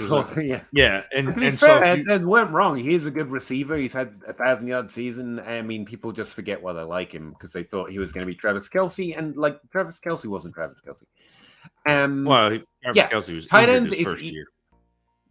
Tight end is the easiest position to play if you stop believing you know the future and know exactly what to look for, and if you're just willing to squint, it suddenly makes perfect sense. And that's this tight end class too. If everyone's going to value it that way, I'm going to trade it away. But yeah, there are good players, good receivers in this class. They're going to do things and going to be startable and going to get hype, and the value is going to go up and down. I haven't dug in enough to say beyond that. I will say, if that's what you want, that excites you, do what you can to add 24 picks. I would be like, I want the guy in next year's class before everyone knows exactly what Zach. I didn't even know as much as Zach just said. I just know that. And the tight end one in next year's class is worth every tight end in this draft class. Everyone. Yeah. So that's what I'd be targeting if that's what you're looking for. Or Kyle Pitts is, again, trading a mere elite human value right now. So, yeah. I'm one of the highest on him, and I have him ranked 36 spots below in overall startup ADP than he was this time last year. Like, I'm like, okay, I didn't move, and then suddenly I'm one of the highest on him. But who was it? It was Bruce Matson. You know Bruce. I do. We met at the expo as well. I was reading one of his articles, and he was talking about what a great tight end class this is, and I was like, that's weird. He's sharp. He's sharp. So. He's a sharp fella. So yeah, Absolutely. I know it's not nothing. I know that's why I'm mentioning it. I know it's not from nothing. 12-team Superflex, Curtis Samuel and 24-second or Bateman. Bateman. Easily, without hesitation. Like, hurt my finger accepting that. John Smith, thoughts on trade? Give M. Jones. Mac Jones. Gotta be Mac Jones. It's not Marvin Jones. Could be Marvin. It could be Marvin. It's definitely Mac, though. You got the two quarterbacks. Bailey Zappi. All the Patriots.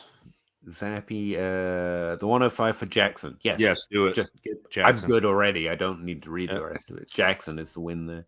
Mac Jones is really low valued. I'm surprised you're getting this done. I'm still disappointed that we didn't do a show in season, so I couldn't do the "Don't Worry, Be Zappy." Like I had that all ready to go. You know.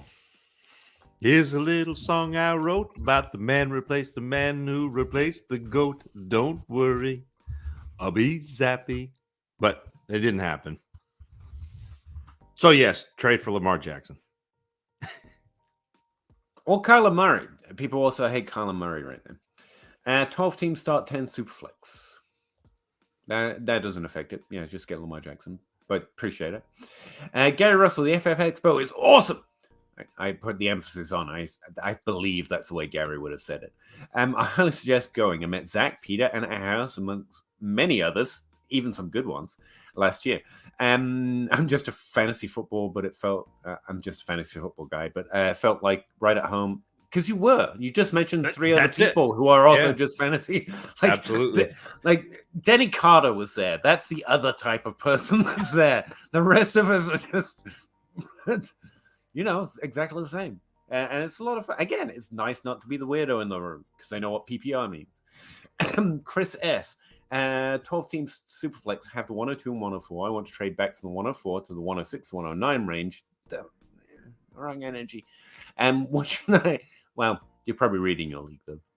What should I aim to get for a fair trade back? A 24 first. Yeah, that's a good generic value. I would like to know more about your thoughts on why you're trying to do this. But outside of that, like I want a first to trade out those top 4 picks in a Superflex, at least. And which actually makes your point, Zach. I said that was fair to do for the 101, and that's probably not. He's right. That's too low. Because I would want that just to be in the top 4 picks. Right. Tough pass kick. Zach, quick biting your fingernails. No, I was trying to stop it from bleeding. It's nice. Exceptional. Stopping your fingers from bleeding. Yeah. Recovering Ridley Truther. Hey, guys. That's the way I believe you speak. No, I'm joking. Yeah, welcome back, man. Thanks for joining in. Zach Tucker, where is the cut of 2023 rookie picks in 10-team single QB league for being excited so far? 4. Yeah, I mean, like there's if you want a there's firm like answer, it's 4. There's like a quasi 5, but 4. But if you want a very firm, it's 4. Yeah, which is deeper than I would normally list. Bijan, and this would be my order: is Bijan, Jackson Smith and Jigba, Jordan Addison, and then Jahmyr Gibbs. Keep in mind, I break ties to running backs. And you should. Like, they are on this is 100%. And I've tried to pair, but we're so much better at running backs. I've tried to find a way around it, and it's not. Like, to the point, like, if you've got a 4th-round pick, don't draft a wide receiver. You know how many picks we've burnt on wide receiver in the 4th round? Stop it. Like, we should just stop. I'm not Ganu, but we should just stop. James Tucker, where is the cut off? You just did that one. Sorry, that was my bad. Senior Long Johnson, welcome back. ETN and DJ Moore for the 101. Not enough. First reaction, not enough. Second reaction, way too low. Like, you're trying to sneak one by. Unless you've got the 101, in which case you send a nasty comment back when you reject that. Like, yeah, well, you think I am born yesterday? I listened to the Dynasty grind. This is really low. I want the 101, like a sight. Yeah, and it's not. To be clear, couldn't be further away from close. Ridley Truther, rank these from best to worst. The 108, DJ Moore, Terry McLaurin, underrated. Najee Harris, 12 team, Superflex, 1 PPR, tight end, Premium League. P.S. You guys rule. You rule.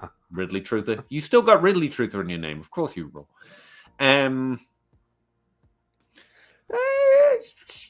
Probably Najee, DJ Moore, Najee, 108, McLaurin. You have the 108 over McLaurin, huh?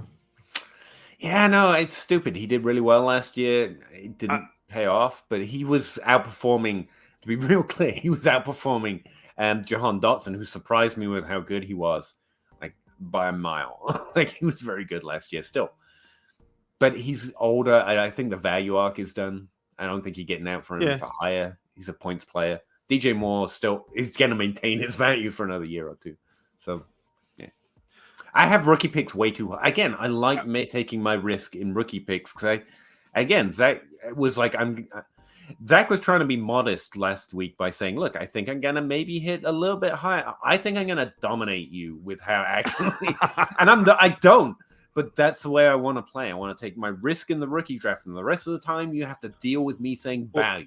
And this is where I will have my fun and eat my L's. And I have them too high. And that's why I'm like, again, you can make those risky moves in the rookie drafts because rookie picks are replenishable assets. Like, you get those every kind of my year. Thinking. And so, and I'll make sure I take a few running backs from late round 2 to round 3 just to try and bolster it.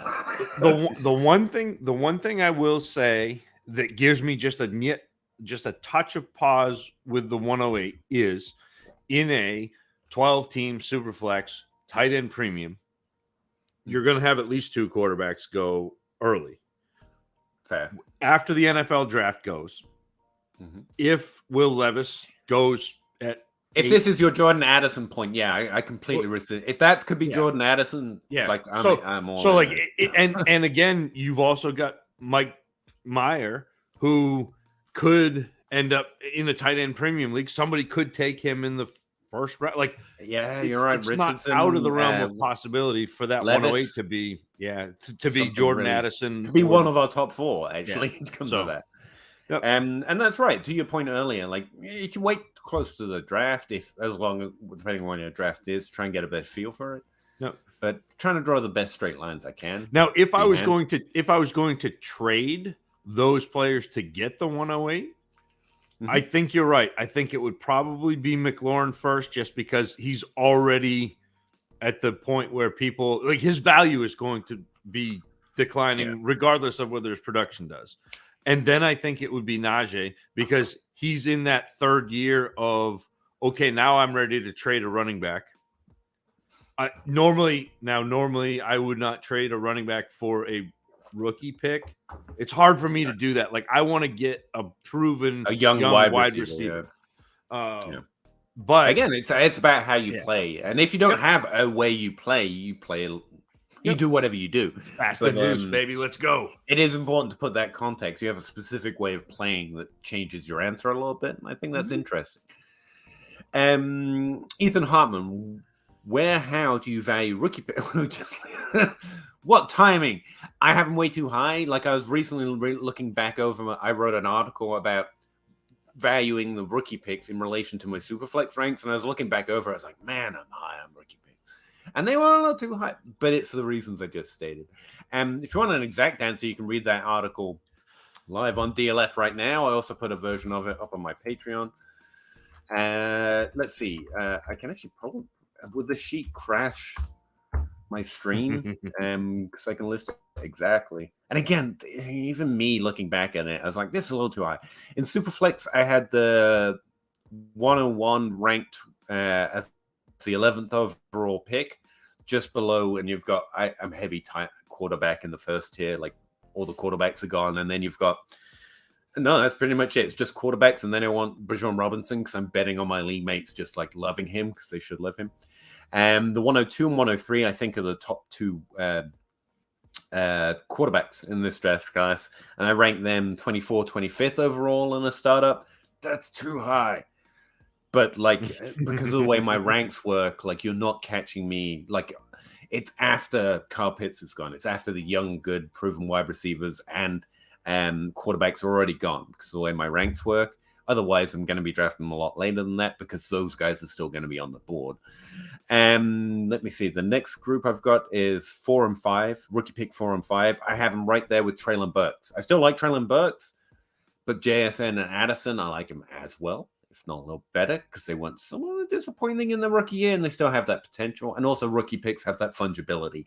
And that's around pick 40 or rank 44, 45, which again is a little too high, but I rank in a certain way that I'm probably drafting them later than that because players that will fall below that are still going to be on the board. Again, I would encourage reading the article because the context is key here.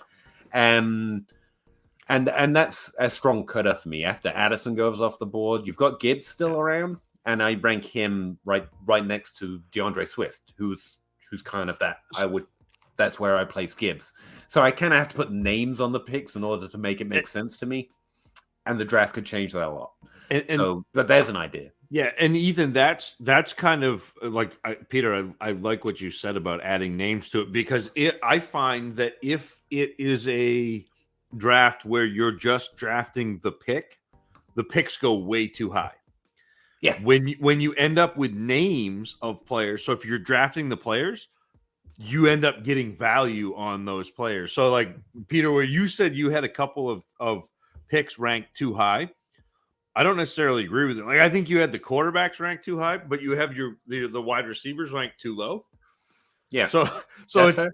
Like again, it's a really interesting exercise. I'd encourage checking not just mine. John Hogue's written one, and Dynasty Out has written one. Yeah, because I post a sheet, or at least I did it in mine. I think. Copy the sheet and just rank and try and run through the exercise yourself. Like rankings are a chore. They are not fun to do, even though it sounds like fun. But pushing yourself through the exercise and then going back and looking at it and going, oh, God, I said I'd do that. It's really good exercise to try and put your head in the space that you want it to be in. Sorry, carry on, Zach. I was just... You're absolutely... And Ethan said it in... his next comment is that they're drafting with placeholders. So they're drafting the picks, not the players. And so again, I find that the picks end up going off the board too soon. And players go probably later than they should. So you probably are going to see, again, you're going to see the 101 is going to go in the first round. Like it will. Yeah, it's a Saquon Barkley year, and it'll pay off. But as soon as the 101 goes, people are going to be like, "Oh, I got to get picks," and so those two quarterbacks are going to go too high. It's all going to be. I've done a lot of drafts with the picks included, and I've always walked away. I always go in with a dynasty. I'm a dynasty guy. I'm going to get picks, and they always go too high for me. I'm like, I'll have to put up with these good young players. Yep. Darn. But the rankings are slightly different than us. Again, as I was saying, like I've got players ranked above them that are still going to be on the board, and I take them before I take the picks, and that's how I end up with less picks in an actual draft. But I actually haven't answered that one. Like I did that exercise recently. It's an interesting one. And check out that mock draft that John just did for rookie ADP, because mock drafts are going to be insightful. They're the best content we've got right now, I think. Thanks for all the advice, guys. It's appreciated. Just opinions. I won't even quantify it as high as advice. But you're welcome, John. We really appreciate you checking it out. There's a little disclaimer at the bottom. This is not medical advice. This is not advice. This is just a man screaming into a microphone. Just take it for what it is. Lounging Bear. Sorry, guys. Was curious which veteran wide receivers will you target with the upside to break into the... No one's breaking into the Jefferson and Chase. production tier as a veteran, but there are some veterans in that tier that are lower value, like Tyreek Hill, Stephon Diggs, Cooper Kupp. So the only player right now that I think Veterans has what? Oh, sorry, I was thinking. Oh. Like as a rule, veterans don't break out in the way you're describing. But I think so. I think the guy you're about to mention is perhaps an unusual exception. So please do. Well, so the one player that I can think of that is currently being, and he's being valued highly, but not as highly as I think he will, and it's still Garrett Wilson. Like okay. I think that he has potential. Like right now, he's going off the board at wide receiver 10. So if you're not talking necessarily production upside, but you're talking both production and that upward mobility within value, like Garrett Wilson is going to get a quarterback this year, come hell or high water. The Jets are either going to they've already said we're going to talk to the Green Bay Packers if they will let us talk to Aaron Rodgers once he comes out of the cone of silence. Yeah, I mean he's in the hyperbaric chamber. He's basically gone to Maine for the weekend where there's paying a lot of money for someone else to turn off the lights. Yeah, there's no sunlight, there's no electricity, there's no running water, there are no bathrooms, there's just Aaron Rodgers. And so they've already said that we're going to talk to Green Bay and see if they will let us talk to Aaron Rodgers. If they can't do that, they brought Derek Carr in for a visit. Somebody who is a veteran who can actually run an NFL offense will be playing quarterback for the New York Jets this year. They have to do it for two reasons. They have to do it because their fan base they got this taste of, wow, we could actually be really good, but Zach Wilson is terrible, and you're running this franchise into the ground again. And the Giants were good. And so you're losing the interest of your fan base, but also the AFC East has gotten really good. And if you're going to be competitive with this really great young core, I mean, you've done a fantastic job in the last couple of years drafting Hall, drafting Garrett Wilson, drafting Elijah Moore, drafting Sauce Gardner. Like, you've got a good defense, you've got a good core of an offense, and all you need that last piece is a quarterback. They're going to put a quarterback there, which means Garrett Wilson is going to have for the first time, an actual NFL quarterback throwing him the ball. So that wide receiver 10 could be wide receiver 3 or 4 by the end of this season. If we can include players that young as veterans, I would say Drake London and Traylon Burks are the two. I thought you were going to say Calvin Ridley. He's a veteran. Yeah, that's a great idea too. Calvin Ridley. Yeah. Again, after year 3, players don't break out to new ceilings. Robert Woods is the exception. Follow that career path if you want a real fun time. Isn't he going to be wide receiver at 49 this year? Exactly. So yeah, I was defining veterans a little older, but yeah, Calvin Ridley is the only one I can really think of as like an unusual exception, and he's low valued, I would say, relative to how we'll value him in a couple of months. Hyatt and Flowers are my top 2 and have been for weeks. That makes sense. Equity loan. You like the dynamic, unique skill sets. Yeah, you should be running an NFL franchise, not a Dynasty one. But that's not a bad thing. I mean, they have skills for sure. Rice is 25 and gets 0 separation. Rice is a lot younger than me. That's all that means to me. And as for separation, I can't speak to it. But cool. But could get a great strong position receiver. Like a possession receiver. Okay. I don't know what the definition of that one either. I think Rice he's like a Rice is actually expected to get draft capital, and he's one of the few with that in his bag that actually has a little bit more in his bag than just the downfield stuff. So he's interesting. Like, again, I have him 3rd tier, I think, but it's really interesting depth, especially a guy currently projected with 2nd round draft capital. But we'll have to see how that works out. Sean. I'm in a startup and I traded my first, and I got Burrow, Chase, Walker, Chubb, Henry, Cup, Godwin, 107. Thoughts? Think he did real well. I'm surprised you got Walker. Like, Walker's like Let me see if I can guess this draft order. If this is is this a super flex? I traded Walker in the 107 for 2 seconds for Jefferson. You did bad. You didn't do bad. You made the team that you wanted, so you did good. I would have kept Jefferson. Trading for Walker. Again, you have to trade Justin Jefferson to get Walker. That defines Dynasty sell to me. Not Dynasty buy. But yeah. I still don't know how you draft. Can't be a super flex. That's how you get both. So traded his first round pick is what he's right to get He traded Justin Jefferson, who was his first round pick, to get Walker in 2 seconds. And it just no. You got Chase, and if you had Chase and Jefferson, this Dynasty team is set. Like you've arrived. Yeah, especially in this draft class. No problem getting Kupp and Godwin, especially at value. But you're trying to win next week with Walker, Chubb, and Henry, and the season's not for 3 months. You didn't do bad. It's a startup draft. It's very hard to draft a bad team relative to what we think right now because ADP tends to do pretty well. But I definitely don't like this trade. If it works out well for you, you should feel free to come back and own me for it because I deserve it because I've been saying nothing but do the opposite.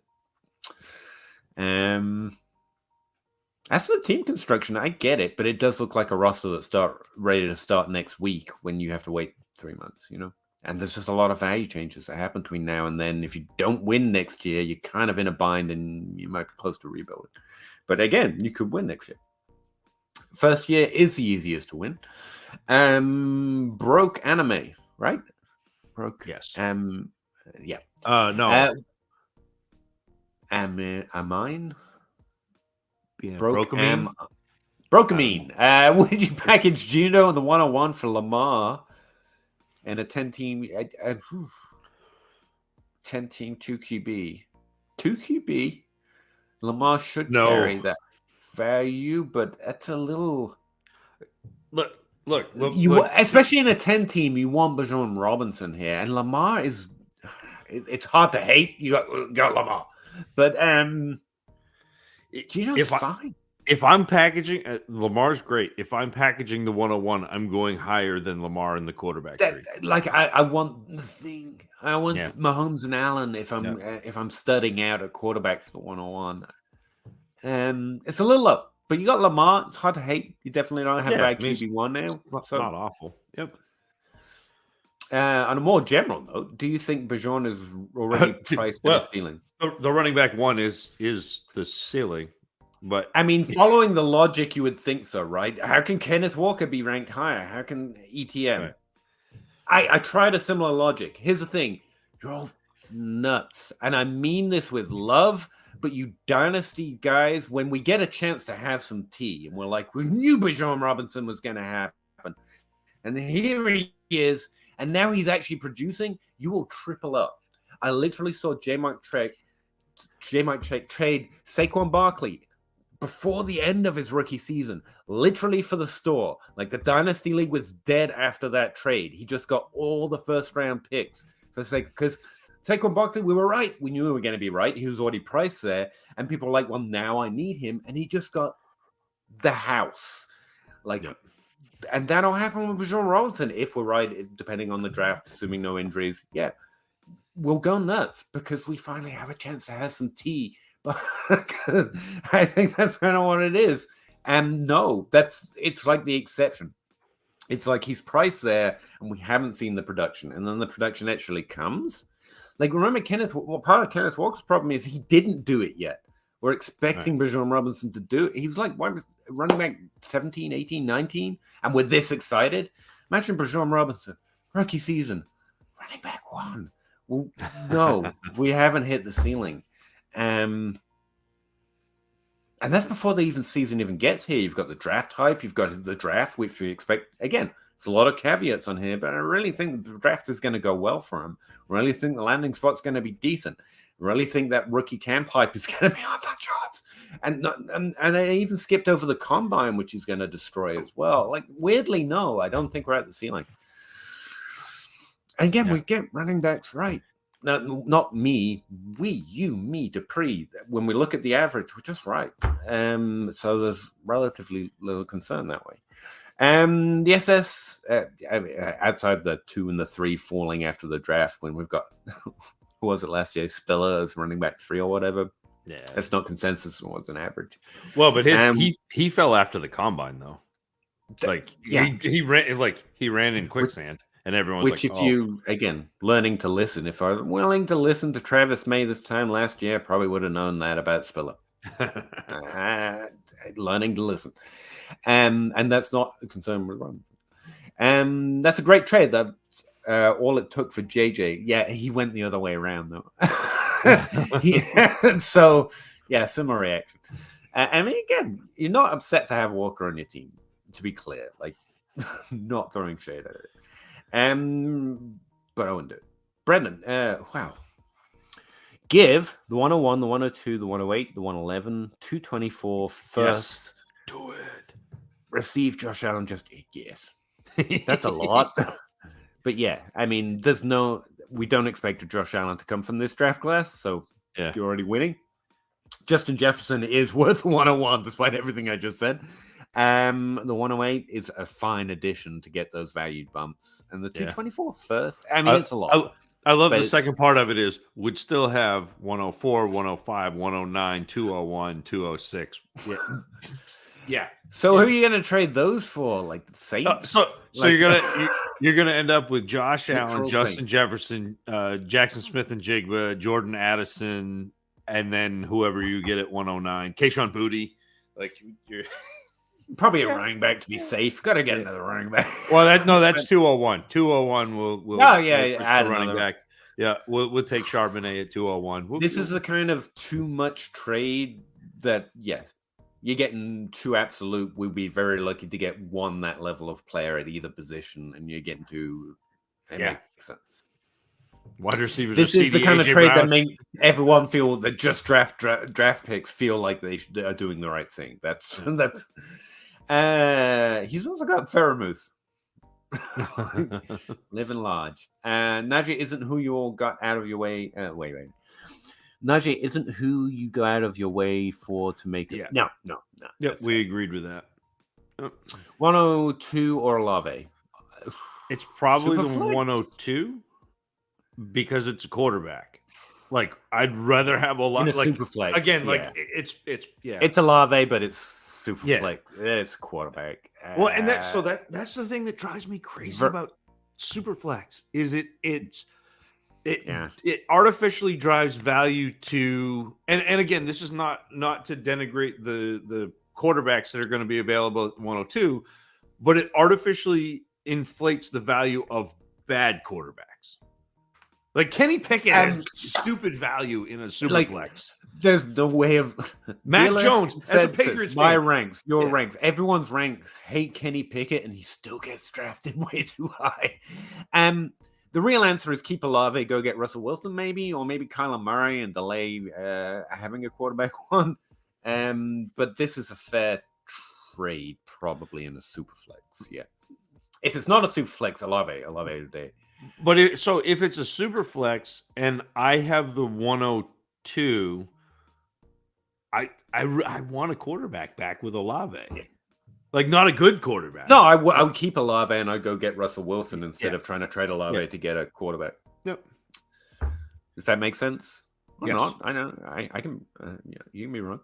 No, I want the young, proven wide receiver. Like that's my thing. That's my. I know that's your thing, man.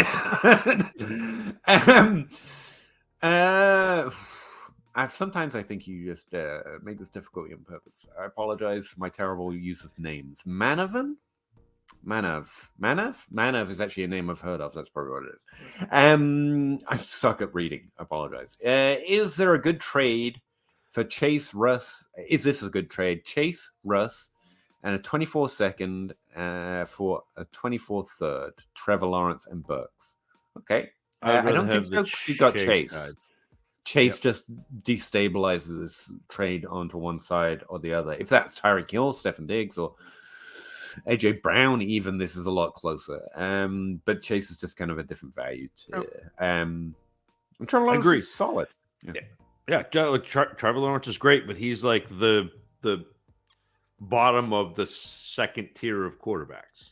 Yeah, the big difference here is between the gulf between Chase and Burks, and I like Burks, and that's the difference in this. For me, I mean, everyone can feel, but you're asking, so I answer. 12-team PPR tight end premium super flex. Yeah, same. Still, I actually just assumed super flex and default quarterbacks tend not to carry value in many trades, especially if it's not Allen or Mahomes. So yeah, mine stays the same. The premium doesn't affect it because there's no tight end in. 12-team is also my default. D. Magoon, hey guys, 10-team Superflex PPR. I punted our first season and was sitting on Ridley, but decided to give him up along with Sam Howell for the 2023 202. I know. I want Ridley for that. And you also got the 24 second. It's fine, but I think I'd rather especially since you've already come this far. Wait till he gets back in the NFL. I hope he gets back in the NFL this year. And can do some stuff. Yeah, I'd rather have Ridley and Howell than the 202 in another second. This is one of those trades. Fine, it's even. A value calculator would probably be like, oh yeah, fine. And I would lean the Ridley side because I'm interested in that upside. But you got to play your team, you know. Well, and how, like the other thing with like Howell right now is a starting quarterback. We have, it's true. We've mentioned with Howell, and probably at value there too. Do you guys personally know anyone that leans towards buying Kenneth Walker? Everybody who does rankings. Like everybody outside of people who are looking at value. Because Ken Walker's value, like obviously if he's the running back 2, there are a ton of people who want him on their teams. That's fair. I was trying to think of a name. I don't know so many high T players that specifically play with that would value Kenneth Walker because he's going to be a top 12 running back. I think that's a reasonable expectation. Next year, and that's great. Like his maximum range of outcomes is Nick Chubb. There's not a single DLF ranker that has Kenneth Walker inside the top 14 picks. In fact, most of us have him outside the top 20, so at least early third round. And the lowest, obviously, I have him at 51. So it's the Gen Pop then. So pretty much everyone but me. Again, you probably hear this so much because Twitter and nerds make podcasts and do videos. Like that's what we do. So you probably hear it a lot. But that's why we're saying it a lot, though, because the vast majority are like second round pick, easy. And we're like, I will sell for that value. But yeah, Gavin, if you honestly want to know who, it's most people except for those who literally me and those speaking to you on the Dynasty grind and making this degenerate third hand content. We're the ones saying it. We're just a loud minority in our spaces. So most people. It's actually a contrary take. It just doesn't feel like it sometimes in our little bubbles. I tried to spell it as good as I could in my video. If you haven't watched it, and not like go give me view time or whatever, but like I get it. We get it a lot in this Dynasty grind, and I just wanted to try and lay it out piecemeal. Like I can accept all of that. If I give Kenneth Walker like only games where he did excellent last year and assume that's his expectation next year, because that's actually fairly reasonable given the way the season went. I don't need his targets to go up. I just need only great games. From his rookie season, he is as good as Breece Hall and Nick Chubb last year, which is great. It's just not a second round pick, right? Because neither of those players being drafted in the second round right now. So yeah, I would sell at that value, but I think it's very reasonable expectation that he's going to be a top 12 running back next year. He's going to be impressive on the field and do the things that he does.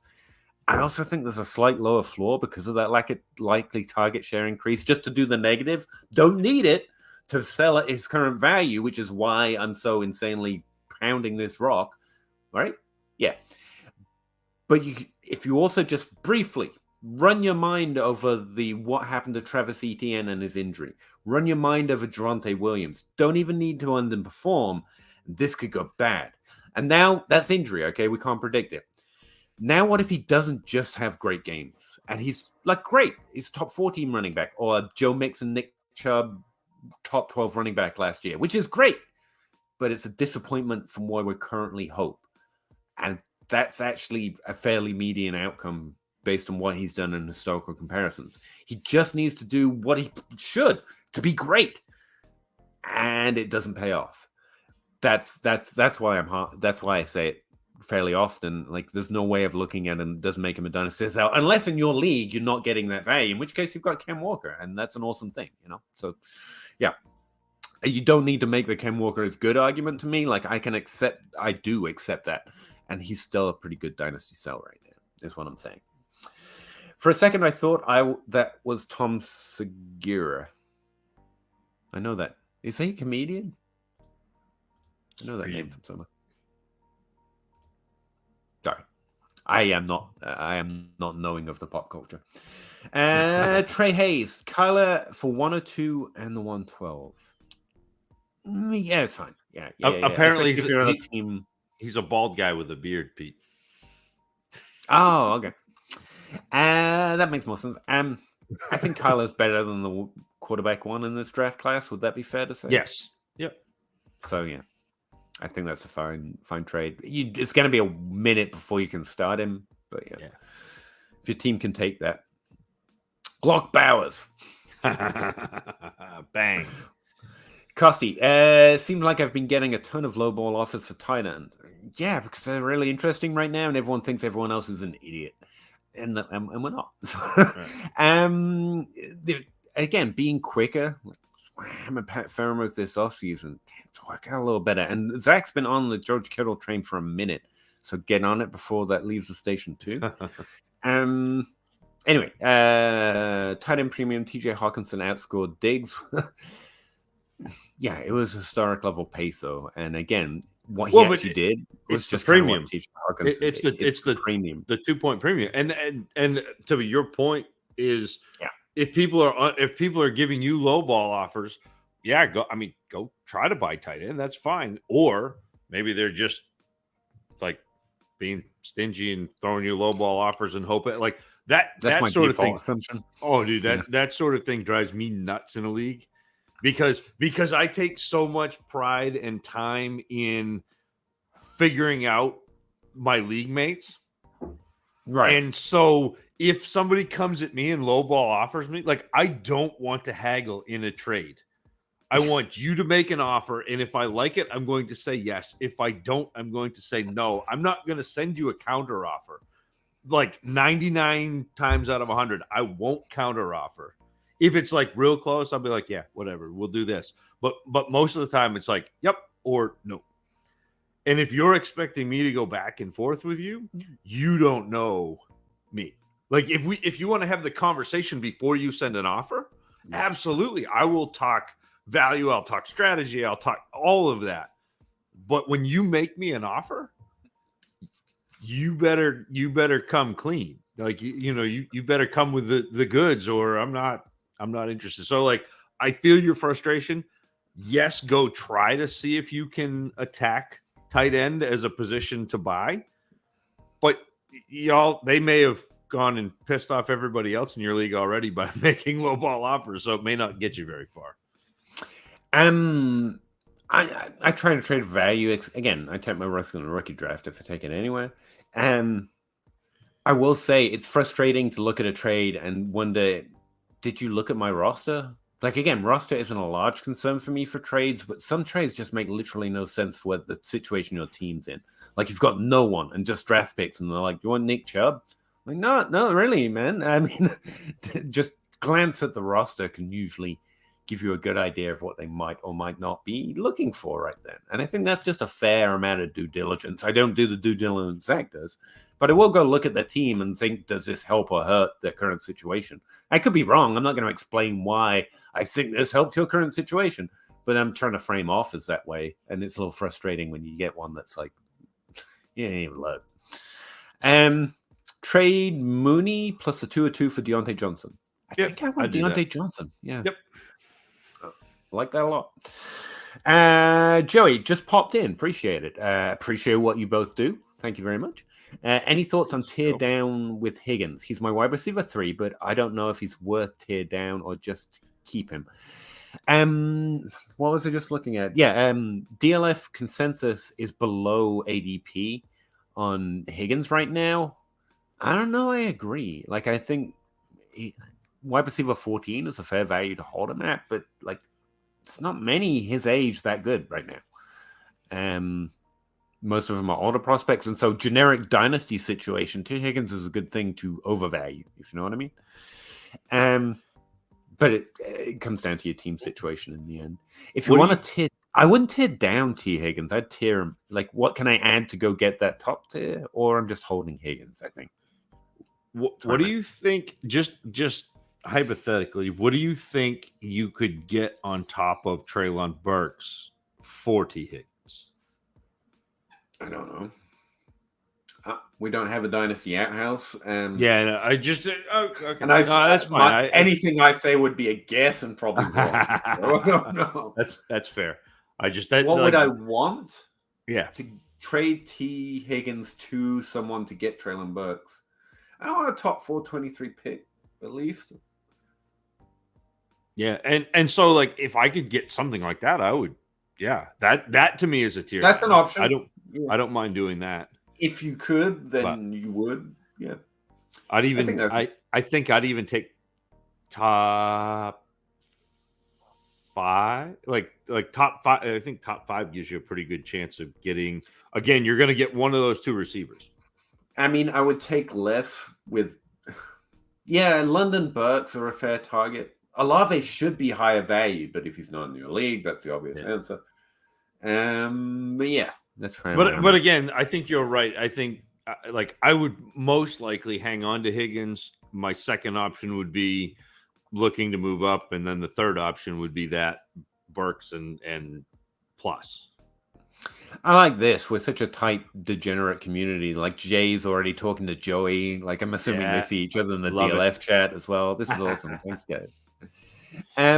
Jay, 12 teams through flex, start 10 PPR. ETN or the 104? 104. Yeah, screw it. Screw ETN.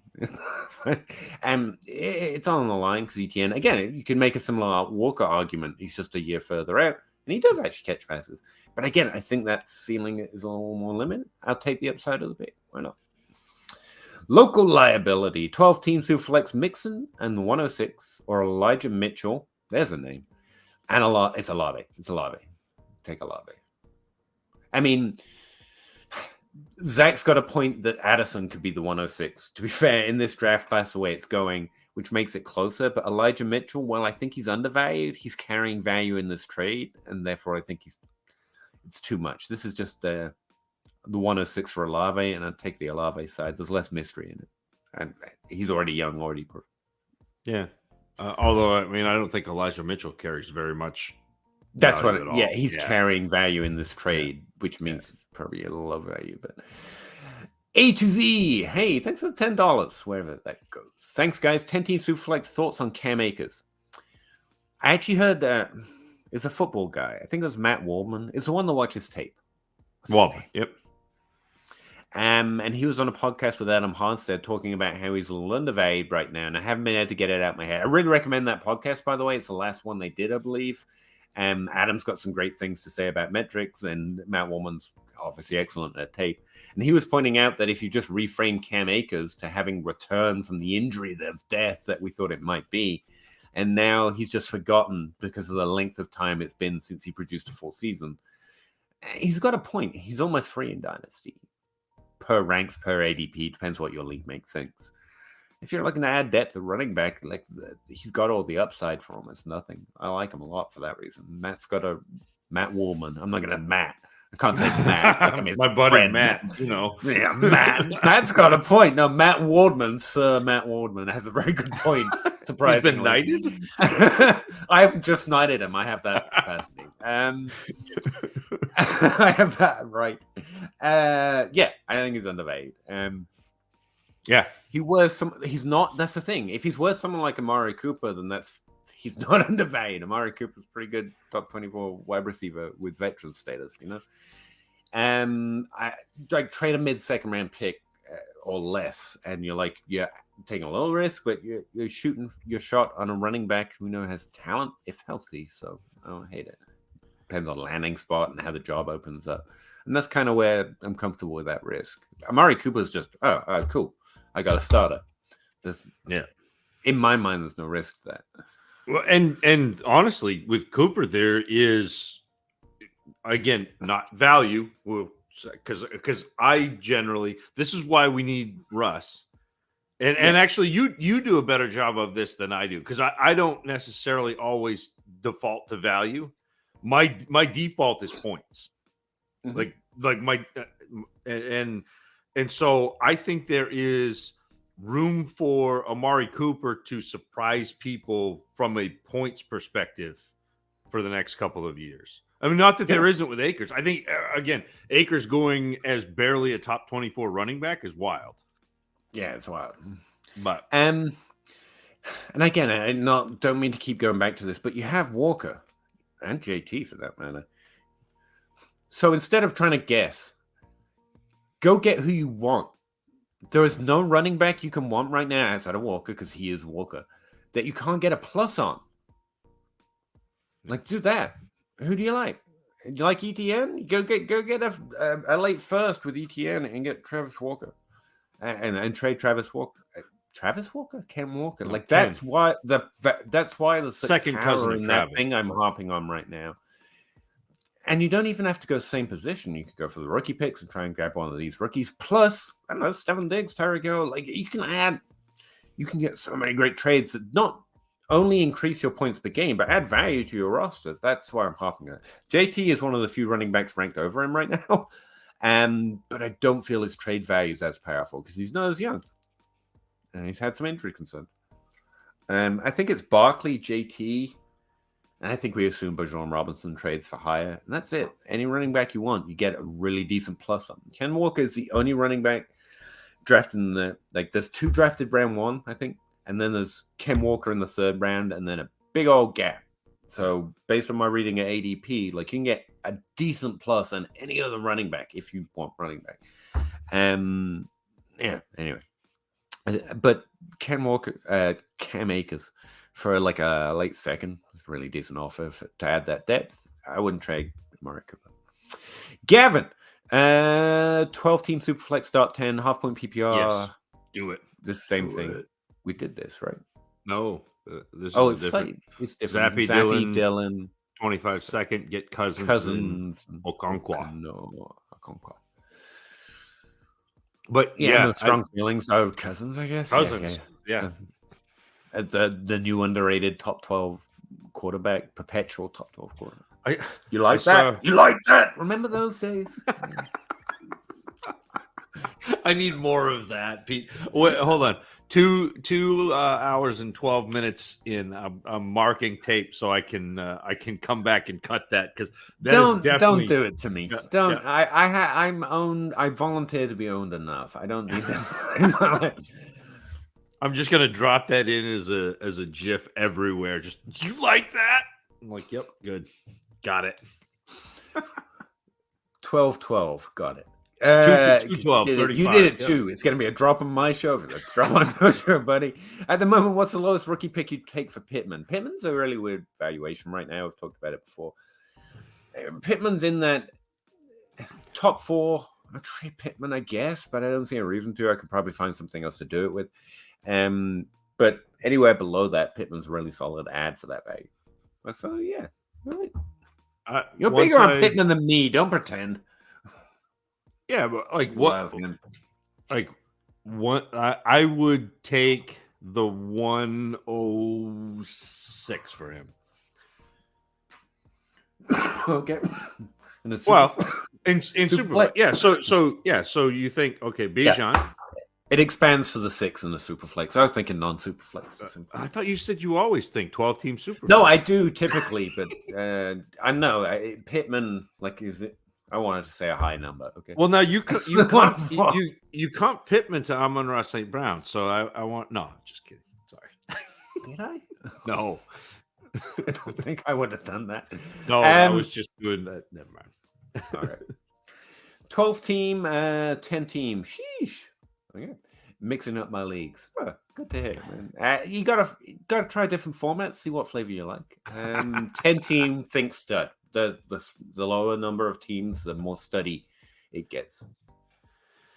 Peyton, highest rookie pick you would give for Pitts? Ooh, that's a better question. Same range though. See, that's why I'm comfortable with Pitts, the Pittman value. DJ Moore value. Yeah, the 106. I'll stick with it. Yeah, 107. Yeah. There's not a new nuance. There's not enough. We need like and a 5.5 pick. You know. No offense to the 0.25 tight end premium, but that doesn't. I mean, that doesn't move the needle. That makes Zach make that face. It does not. Well, like in order for a tight end premium to actually affect anything, and again, it's only affecting the upper echelon of tight ends. And I just looked this up. Do you have any idea how many players? Because normally it's like 6 tight ends that get over 100 targets. You know, there were only 4 this past year. Really? Yeah. It was Kelsey, Hawkinson, Andrews, and Higbee. Interesting. Freiermuth just needed 2 more. He was almost keep hitting. You'll find out. Keep messing around. No, but that's a great season for him. Like, I know he's definitely in his target role. Yeah, luckily he's got Kenny Pickett, so he's going to be fine. Yeah, luckily. But yeah, that 0.25, like it's got to be at least 0.75 to like 1.7, like 0.75 on top of the single point to really like move the needle. That seems fair. Gary, what are your thoughts on Justin Fields? I have a lot of strong thoughts. Like, again, I just keep betting that it's not going to be amazing. I think he's good. I think he's good. I think he's a good player. I think he can run. I think he can pass. I think the team's in rebuild mode more than anything else, though. Yeah, top 12 is his upside. And I think he's valued over that mostly right now. So, Gary, I think that looking at Hurts, can he step up to the Hurts level? I don't think is fair. Well, so I don't think it's fair to Justin Fields in his situation. It would really be more of a Trevor Lawrence. No, we're like right. Like the first year of Trevor Lawrence, where that was just a train wreck of a season and a train wreck of a team around him, and that's what Justin Fields is dealing with. That's perfect framing. I was trying to say exactly. Expecting Justin Hurts is unfair, and that's where his value's at. And but like I really think that. So when Fields came out, it was Lawrence, Fields.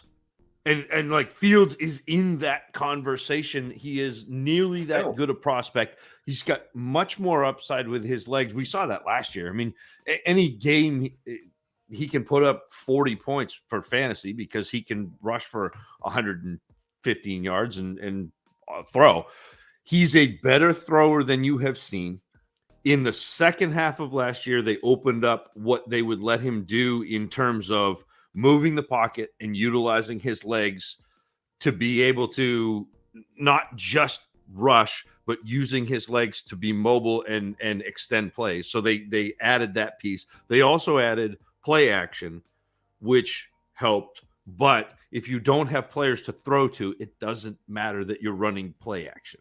Like no offense to Chase Claypool, lots of offense to Chase Claypool. Their receivers are not good. And so they need to lean into the microphone for that bit. Yeah. But like I do think Fields is a very good quarterback. I do think Fields can be a very good quarterback, but quarterback is dependent on so many things around them that the situation right now is not allowing Justin Fields to be a good quarterback. Peyton Massey, same league. Dak for Debo Bateman. Plus what?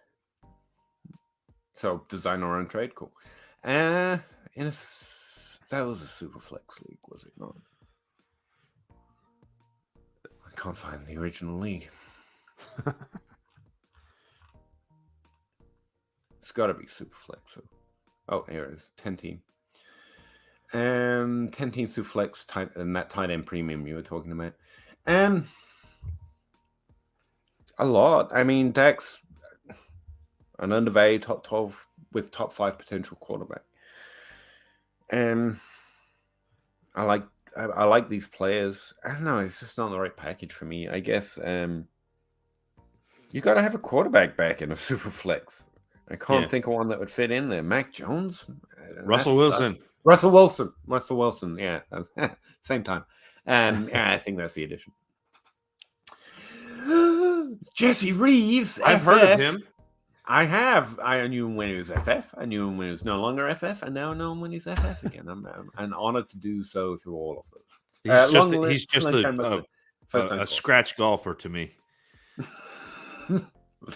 What's the verdict on my guy Justin Herbert? He's not as good as Patrick Mahomes and Josh Allen, but he's pretty good. He's a very good quarterback. We're talking fantasy. Are we trading for? We're not. We're holding Justin Herbert if we've got him, and if we don't have him, Hurts is still easier to trade for, man. I'm sorry. I mean, someone ran out there to talk about how great he was really early, and we just kind of stayed there. Like, I wish I could find that guy. But I think people are going to be undervaluing Herbert after this past year, where you've heard a lot of people.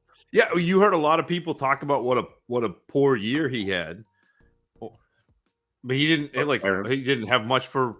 Again, he didn't have much for receivers around him for most of the year. He had a bunch of injuries. Like, he's an exceptional quarterback. He is in the tier of quarterback that is not Josh Allen and Pat Mahomes.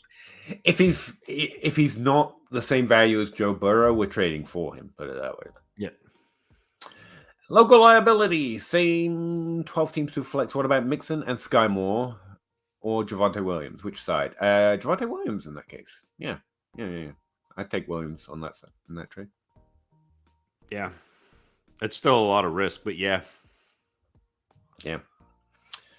You get value for Sky Moore. Get a second back. Get a second back. Just get a second. Will Levis and Anthony Richardson and Jordan Addison or Justin Fields. You put names on them, which makes me question if these are actually rookie picks and you're trying to trick us. But okay. 12 teams who flex standard scoring, start 9. I want the side without those two quarterbacks, I think. Yeah, it's probably Fields. It's Fields. It's still, like, again, even though we're projecting them to be first-round picks, like, there is still an awful lot of nebulousness with Richardson hoping they're and Levis. First-round picks so I can draft whoever they don't take. You're hoping they're first-round picks, and then if you have them on your team, you're hoping that an NFL team can develop them into quarterbacks, which is difficult. 10 teams who flex start 12. Give JT, get London, and the 204. Yeah, probably JT, but that's JT, but that's the type of generic trade I Dynasty like. team. Yeah, that's the type of trade I like to do. It's be disciplined. It's probably too much, but now's a perfect time. And and the cool thing with the 204 in this particular draft is there's a good shot you get a running back who gives you 6 running back 1 weeks at the 204. Like, you can do that. That happens in this class. Open 24 hours, no notes. Just no notes. Perfect. 110, 111, 112, 203, 208. Take all the value that falls or package to trade up. Generally in rookie drafts, I want to trade up. I want to go get those guys that I think I'm right on. Yep. But like those, that's a good range. You're going to get a few really good prospects, but I want to trade up. Deep is relative. Again, I think it's deep because I got 4 guys outside of the quarterback position. I'm like, I want to go trying to get those guys.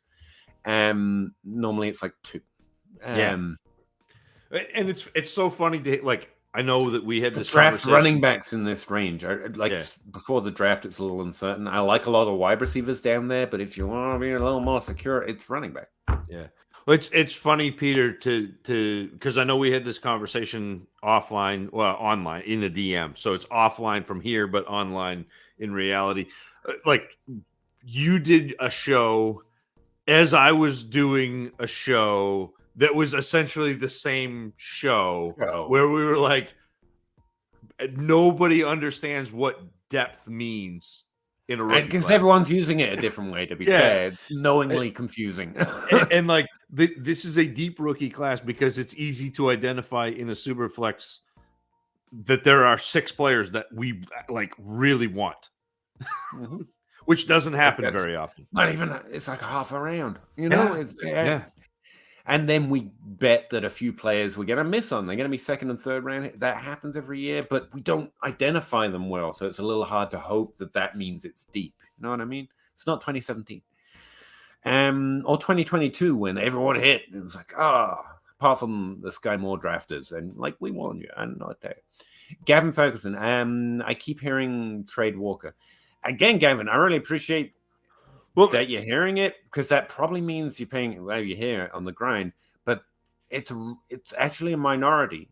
Well, if you're looking for content not saying that, I would check out the main DLF podcast, because every ranker that I just listed, like 3 of them are on that, and apparently they have them top 20. Go to his next. Like he's saying, he's tried to trade Walker. Oh, and he's not. But that's Gavin, a much better point, Gavin. If you can't get value for Walker, that's fine. He's still going to score. Like don't take less for Walker than what he's worth. But because again, I feel you so many ways right now. This happens to me because you get trade this and then you try to do it and it doesn't happen. It's like these idiots. But fully understand this. the thing, Gavin, about doing analysis and trying to give broad scale analysis and then also try to come in and give you like your low level, like league specific, is it may not work for your league, because each league is its own microcosm. Each league has its own set of values. Each league is its own market. And so maybe Ken Walker is not overvalued in your league. That 0.5 PPR thing also means there's more value in letting them not value him. Yeah, he's running. More valuable in that format. Yeah. Yep. There's a starker separation between the running backs, and Ken Walker doesn't suffer from it, because that's not where he doesn't get that bump, which also means he doesn't get that deficit because you're losing half the points per reception. Like Ken Walker, hold him in this situation, Gavin, especially in this situation. You just got a good young top 12 running back. It's fine. I know it's frustrating them. Well, sorry, I was answering from the opposite perspective before. You're right. If you can't get it, it's just you've got Kenneth Walker. And again, especially in half point PPR, Kenneth Walker was running back 15 last year, where he was only in and playing about 2/3 of the games that he, that counted against him. Like he's not a bad running back, and a better running back in half point PPR than he is in full point PPR, because he doesn't P. No, he doesn't R. That's the one. He doesn't R. It's not the P or the P. It's the R. Yeah. That one. Right. So yeah, sorry, guys. And like, I know it's frustrating, but the only answer is you got Ken Walker, man. That they may come around, because draft season's going to get here, and redrafters are going to be the ones, and they should be the ones, to say, "Hey, Kenneth Walker's going to be great. We should all like Kenneth Walker," and that might jar him a little bit. But even then, especially with that half point PPR, you should be a little hesitant to trade him, to be honest. JB, hey folks, revisiting the 2020 running back class, deemed generational. Akers, JC, K, JT, CEH, Swift, and Dylan. Yeah, these terms need definition. And Zach Moss. What went wrong? Well, Akers got injured. Akers got injured. Dobbins got injured. JT has got injured. CEH was overdrafted, and Swift got injured. Dylan's been actually pretty impressive based on his draft capital. But you're right. You're right to point it out. Hold on. The only player in that class that was generational was Jonathan Taylor. JT. Yeah, and he did it. He did it. Yeah. So, I mean, that's the again, you had Jonathan Taylor as the one, clear one. I don't care what people thought about Clyde Edwards-Helaire after he got drafted. Clyde Edwards-Helaire was the clear 5th running back, and don't Moss and Dylan me. They weren't, no. It was. I would say, Jay, What was I going to say? No, yeah, JT hit. Don't pay attention to anyone saying the words generational or deep with a straight face without at least some humming and hawing over what they mean by it. That's a little generic, but yeah, you're right. Anyone generational, get out of here. JT has been pretty good. Generational? Nah, that's Sean Robinson. I'm drinking coffee, cream, milk, sugar. Straight coffee. Not me. Is Kenny Pickett that bad? It's not. Relative to me, he's exceptional. I mean, again, high level of success. Your hands are bigger for football than I ever will. I do have fairly big hands. For fantasy, yes, he's genuinely probably that bad. I mean, he's the NFL, he's probably fine. He's like a just barely on the bottom third. He's Will Levis's upside, if that helps. No, I think Will Levis runs the ball better. Even though he had negative 107 yards. I was gonna say from you, that's hilarious. I mean, true, he ran backwards for an entire length of the field, but Billy, he ran backwards really well. I love your content. Thank you, Billy. Dialogue and actionable information. We do try. Thank you. Please keep it coming. We intend to. How long have we been doing this? A year and a half? Every Wednesday? I don't know. I'm still not officially on the show. I just show up. I believe you're official. You're on the graphic. We got you in the banner. But yeah, thank you very much. It's been at least a year. Every year's worth of Wednesdays. We should really find that out and do like an anniversary season to be our title. Finding you all was like finding a diamond in the rough. We are in the rough at least. I don't know if we're a diamond. And yes, I am from Texas. Hence y'all. I say it and I have no right to. So you're good. Don't worry. I adopted the y'all. I was not born with the y'all. But thanks, Billy. I really appreciate that. Yeah, appreciate it, Billy. Sincerely. New Netflix docuseries following 3 quarterbacks' journey. Mahomes, Cousins, Mariota. Which 3 QBs would you want to watch? There are only 2 quarterbacks.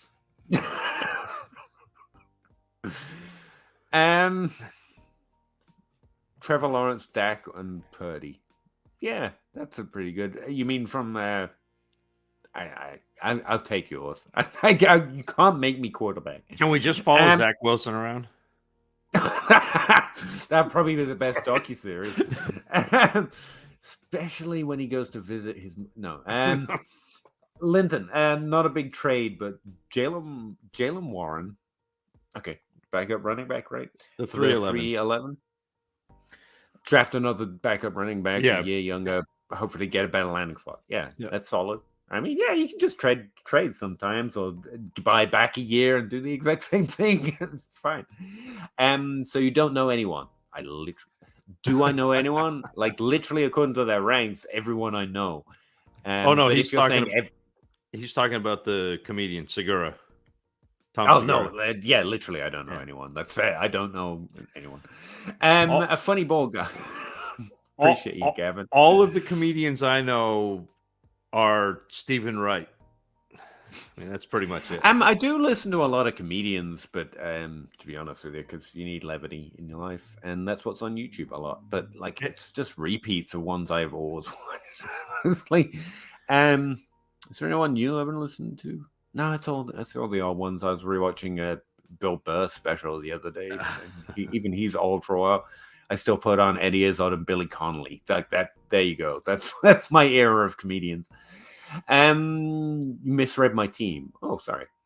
I traded Walker and the 107 for JJ. Oh, you went so the Peter, exact you right owe way around. Sean an apology. I'm the worst, and you did it perfectly. That was a brilliant trade. Yeah, I got Burrow, traded my first. Oh no, wait, traded Walker and so got JJ, got Justin Jefferson. Got Burrow, traded my first, got Chase. A lot of up and downs in the slow draft. Got Walker, Cup, 107. How did you trade Walker and then get Walker? Well, no, it's the other way around. You Walker, drafted them, then you traded them. Yeah. Space-time Full continuum. marks. Yeah. Full marks for that draft, Yeah. dude. Good job. So we're gonna go back I'm with it now. about I'm 40 with it. minutes, Sean, and talk about what a Just delete great that job bit you and did with talk this about trade. how Yeah. great you did. Yeah. No, seriously, you did. Yeah. That's not facetious. That's a great draft, man. Good job. And will Justin Fields even be? Yes, I think he'll be a starting QB. Don't worry about again, QB2. Your QB2 is Justin Jefferson. I think he has a lot of potential, but yeah. It's funny. So again, I had this conversation. Hey, look, it's somebody saying hi to Peter. So I had the conversation with John Hogue about because he and I play quarterback so much differently. Yeah, because he plays QBX, like drafts all the QBs, and I play XQB. So like I'm drafting guys who like may or may not be quarterbacks. So again, you got Justin Jefferson in that trade. So Justin Jefferson put up 21.7 points per game. Your wide receiver one is obviously Chase. Like you got Chase, but you got Justin Jefferson, who's 21.7 points per game is better than everybody except for Jalen Hurts, Patrick Mahomes, Josh Allen, and Joe Burrow last year. So he was the quarterback 5. So that's your QB2, even though he's not a quarterback.